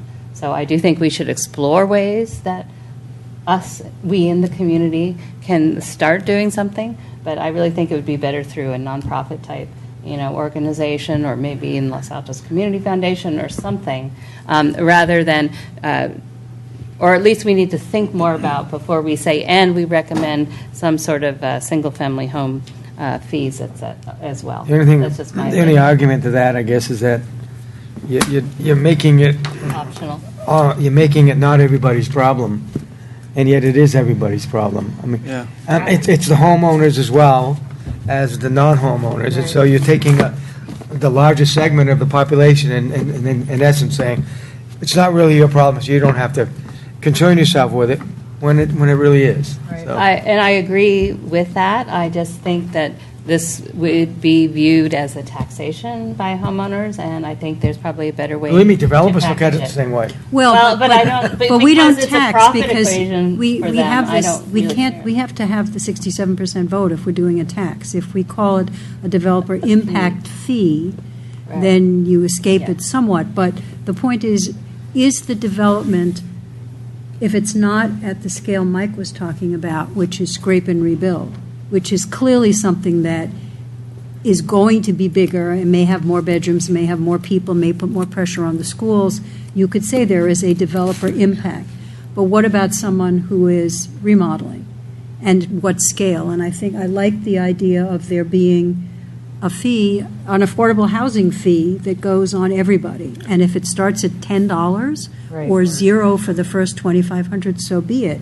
But it means that everybody, from the policy point of view, at council level says, here is the problem we have.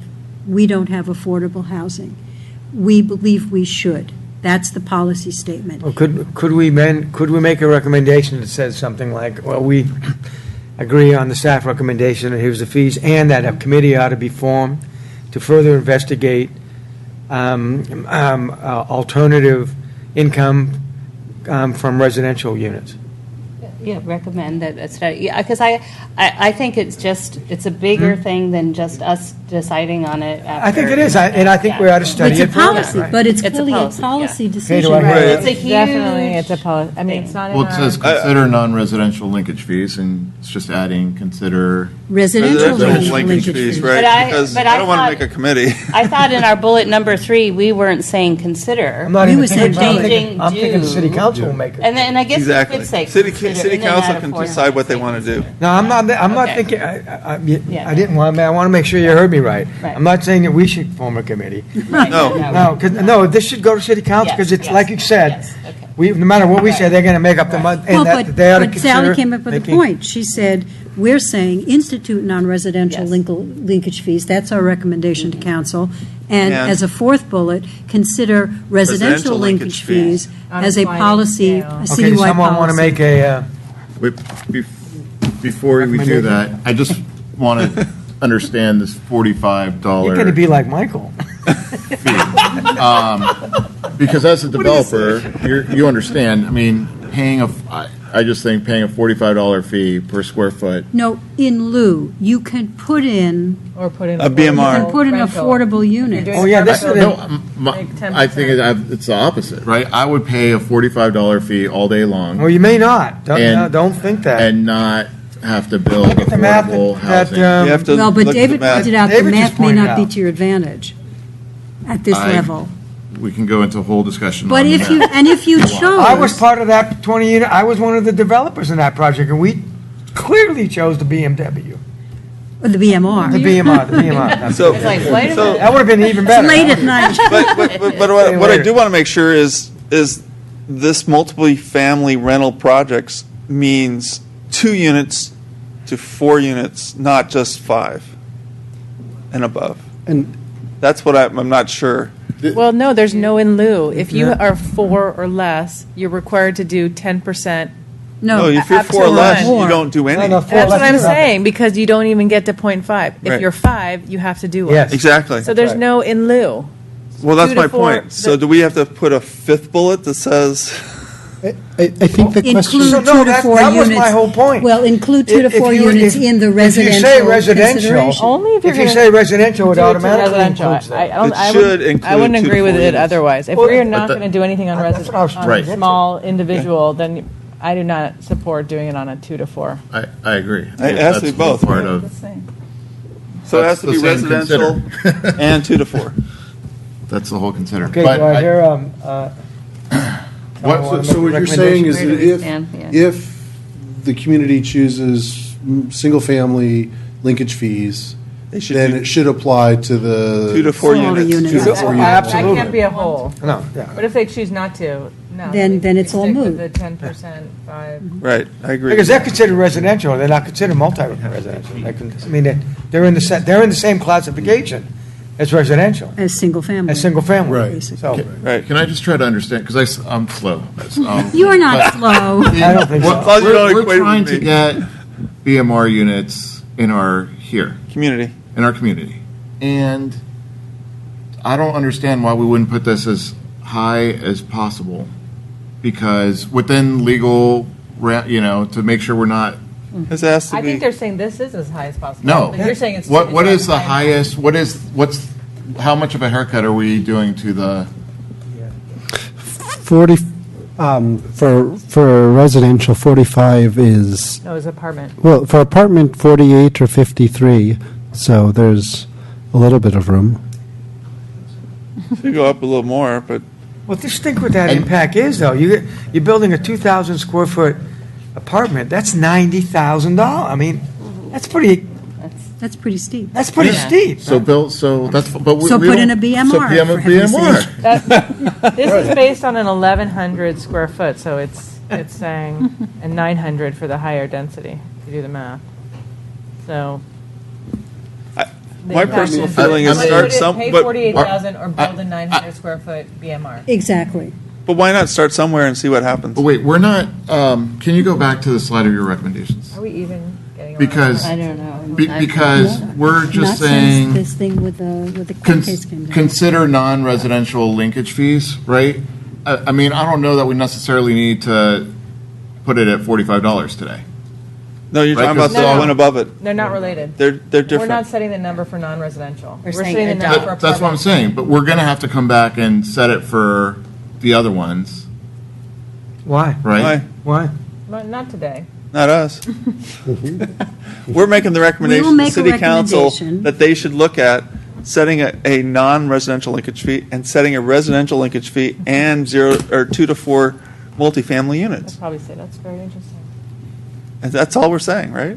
Nope. Well, The value of that needs to if be you're going determined. to consider non-residential linkage fees, then Do you want I would us, recommend you go at this table here and I perhaps at the higher end of it. I wasn't, I was thinking the higher end here. I was thinking, I think I made it plain. You did say that. 25 so and do you want us to 15. recommend the values that they should apply to those values? I think so. If you are going to, Yeah. yes. So Let's set them, I don't want to All set right, them. why not? 25, 15, I don't care. I would say the lower. I don't think we can go from 10, like 20? 0 to 60 and. Earlier on, we said the medium of what the other Shot. sort Well, of but comparator also cities. Josh So was saying that 2250 and there's, 1250? but there's a I would link, go there's lower. a, if you Where? make one high, the other, Zero. you, I know.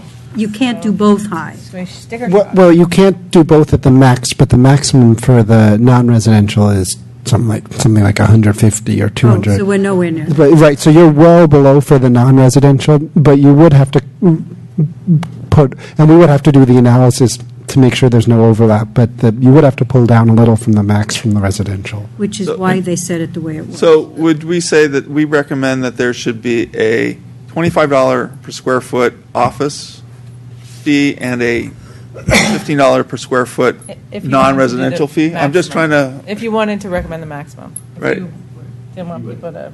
and then what do we say for Subject to residential? review for compliance for.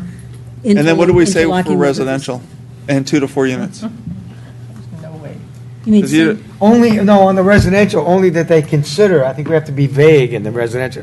'Cause They we don't have the consider a data, linkage fee right? For residential. We don't have a data. Well, Jerry, do you see any value in splitting out retail from other, because retail's already struggling as it is?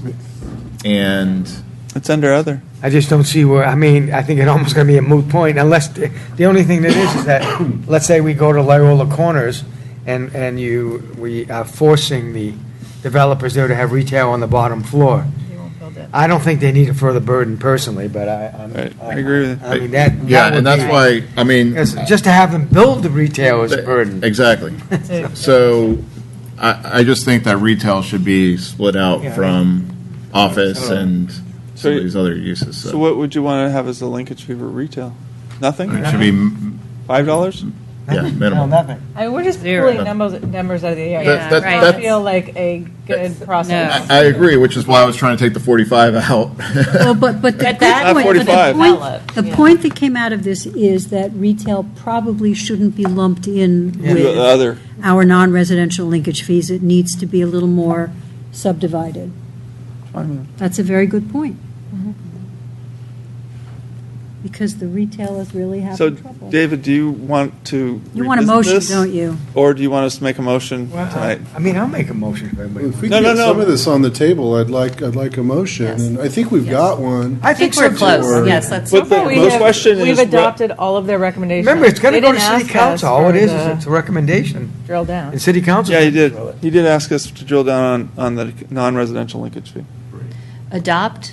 But we don't know about retail, and we don't know about residential. So do you want us Well, to I mean, I make could- it vague in those points? See what you can craft. Yes, Jerry. Okay, has so something. I would,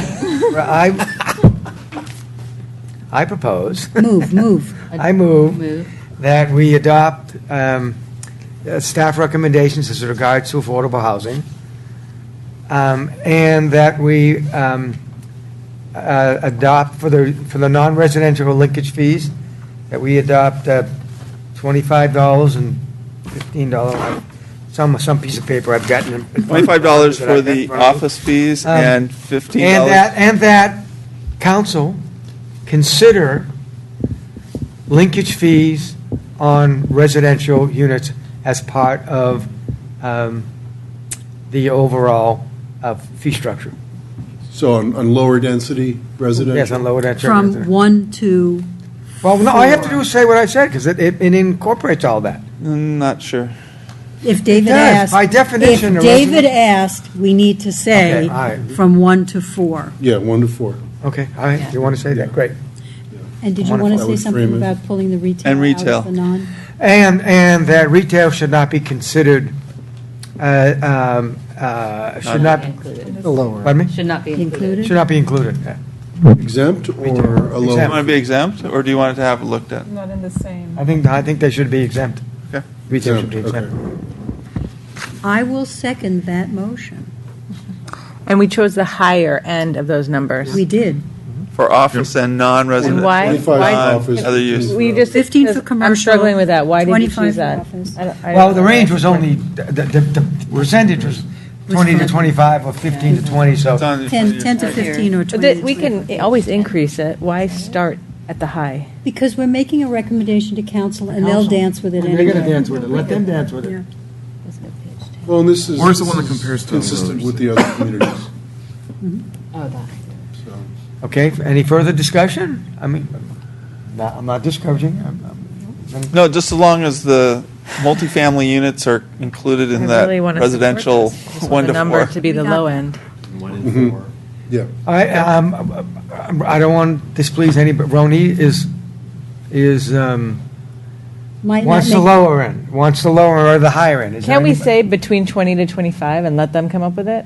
Between the KMA recommended. As fee- opposed to fee like rate. 15 Okay. to 20? Okay, as per the recommended fee. 10. Yeah. As per fee the range. recommended fee. Yes. Okay, Fee that range. was, Yes, then that's we would a have- That's an friendly amendment. amendment? Yes. I will Second that. I'll second the second friendly that, amendment. Okay, all those in favor? Aye. Aye. I guess it was my amendment. Unanimous? Unanimous. Unanimous.